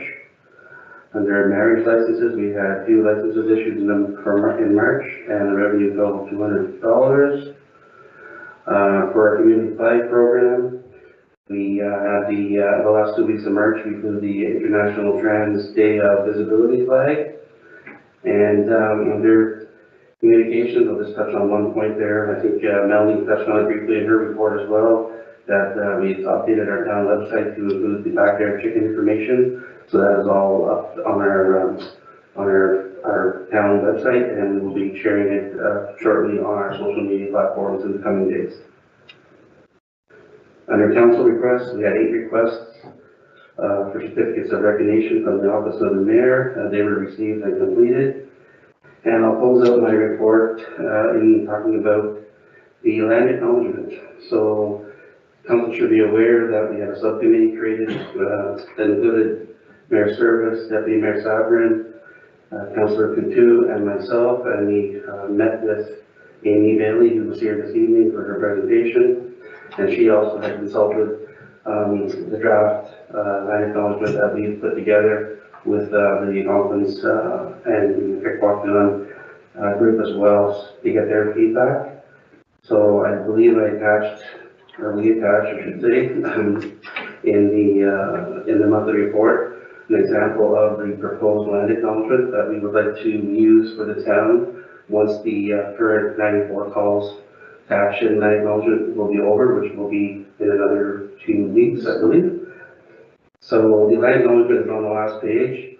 If you like, I'll just briefly read it out, and then there's an example or an option at the end that one of the things we thought we could do is if the council member is interested, they could make a personal acknowledgement of where they came from before they did their land acknowledgement. And we used the Mayor Service as an example at the bottom there.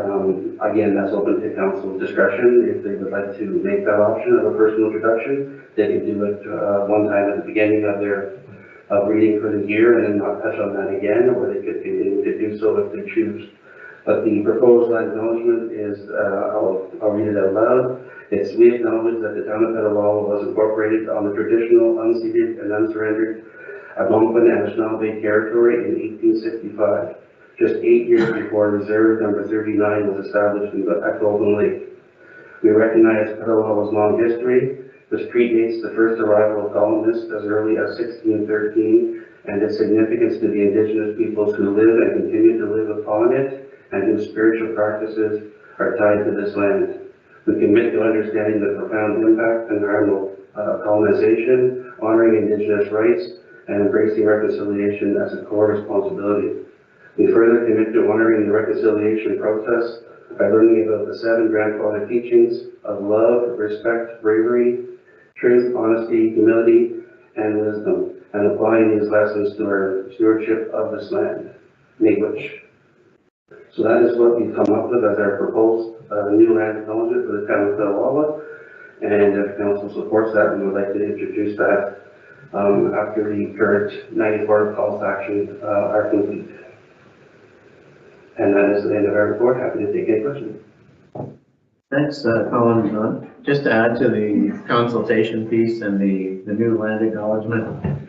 So we were consulting, as Colin said, with Amy Bailey from the Circle of Turtle Lodge. We thought it was important not to just roll something out based on what we thought was right, but that we would ask for some consultation in terms of letting them know what we thought was right and asking for some feedback.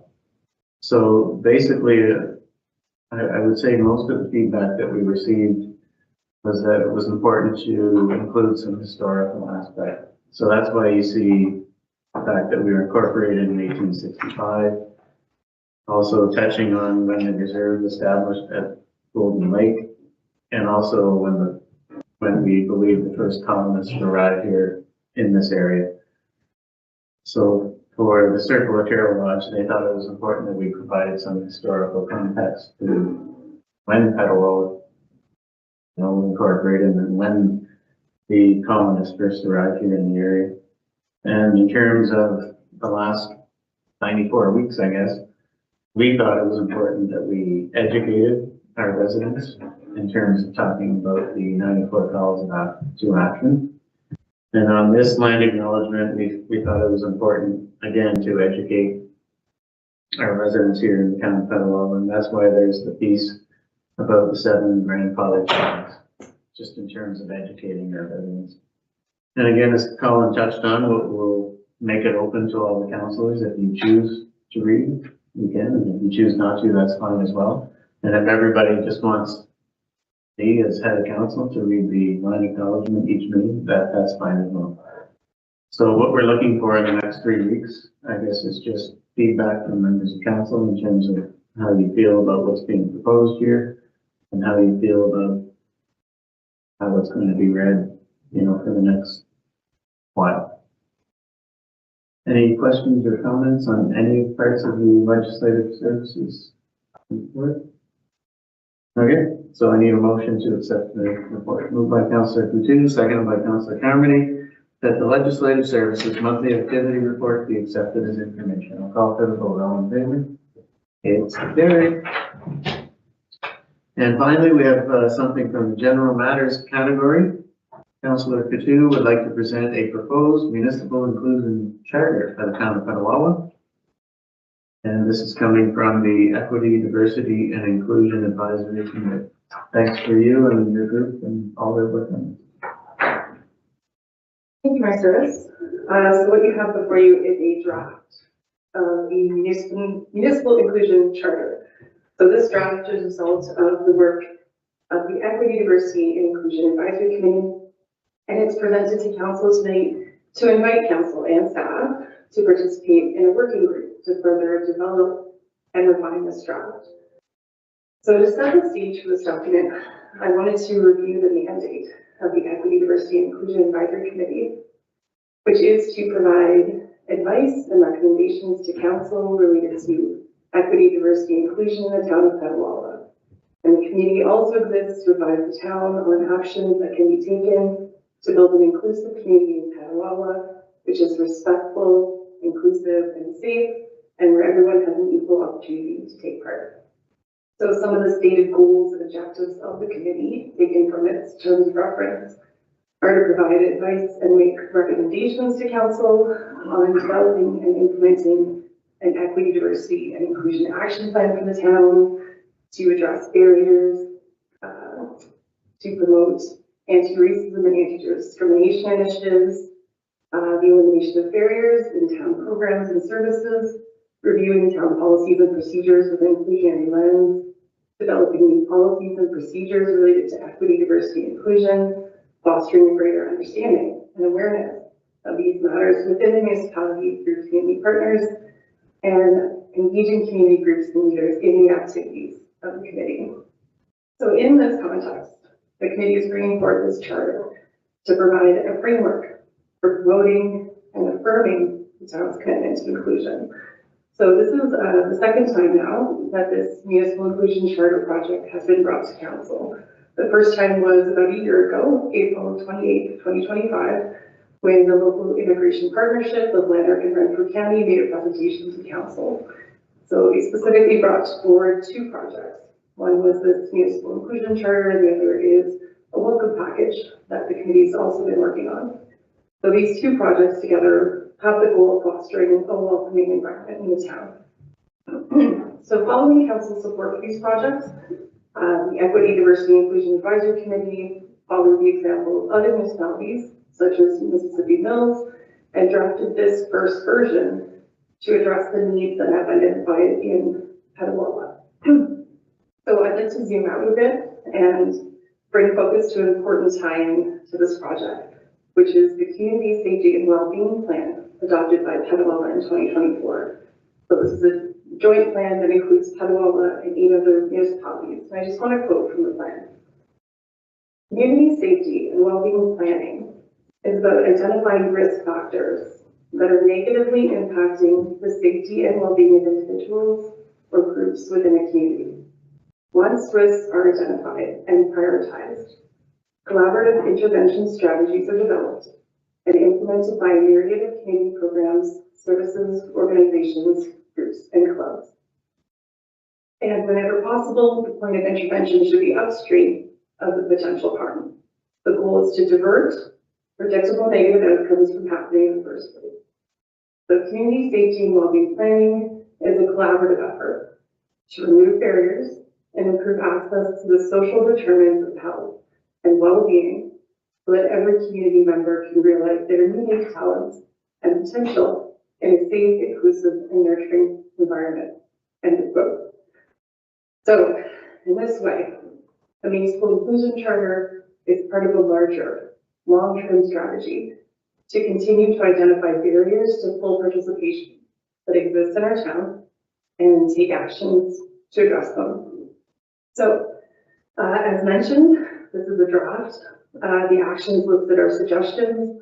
The working group will answer important questions such as what are attainable goals and what are Petawawa specific goals. So I'm available to answer any questions. I'll repeat the invitation to participate in the working group, which will review, evaluate, refine this document with some broad input and bring back a subsequent draft for council's consideration. And if you're not available to be part of the working group, please feel free to provide your comments to me in writing. Thank you. Okay, thanks, Lisa, and thanks to the EDI group for putting all this work into this. And I guess it's important to note that you've made comparisons to other municipalities. And there are also other government organizations that have inclusion charters and also a lot of private entities as well. I do firmly believe that Petawawa is a diverse and inclusive community. But as all communities, we do have room for improvement. So I think it's important to put a framework to help as a guide, not only for the residents, but also for the municipality itself. Okay, I'll open it up to members for questions. Okay, so thanks again, and thanks for the invitation. And if there are any councilors that want to be part of the working group, just let Lisa know. And if you do have any written or verbal comments, we can direct them towards the EDI. Right on. Okay, thanks again. So we'll receive that as information. We have nothing for closed. I need a motion to adjourn.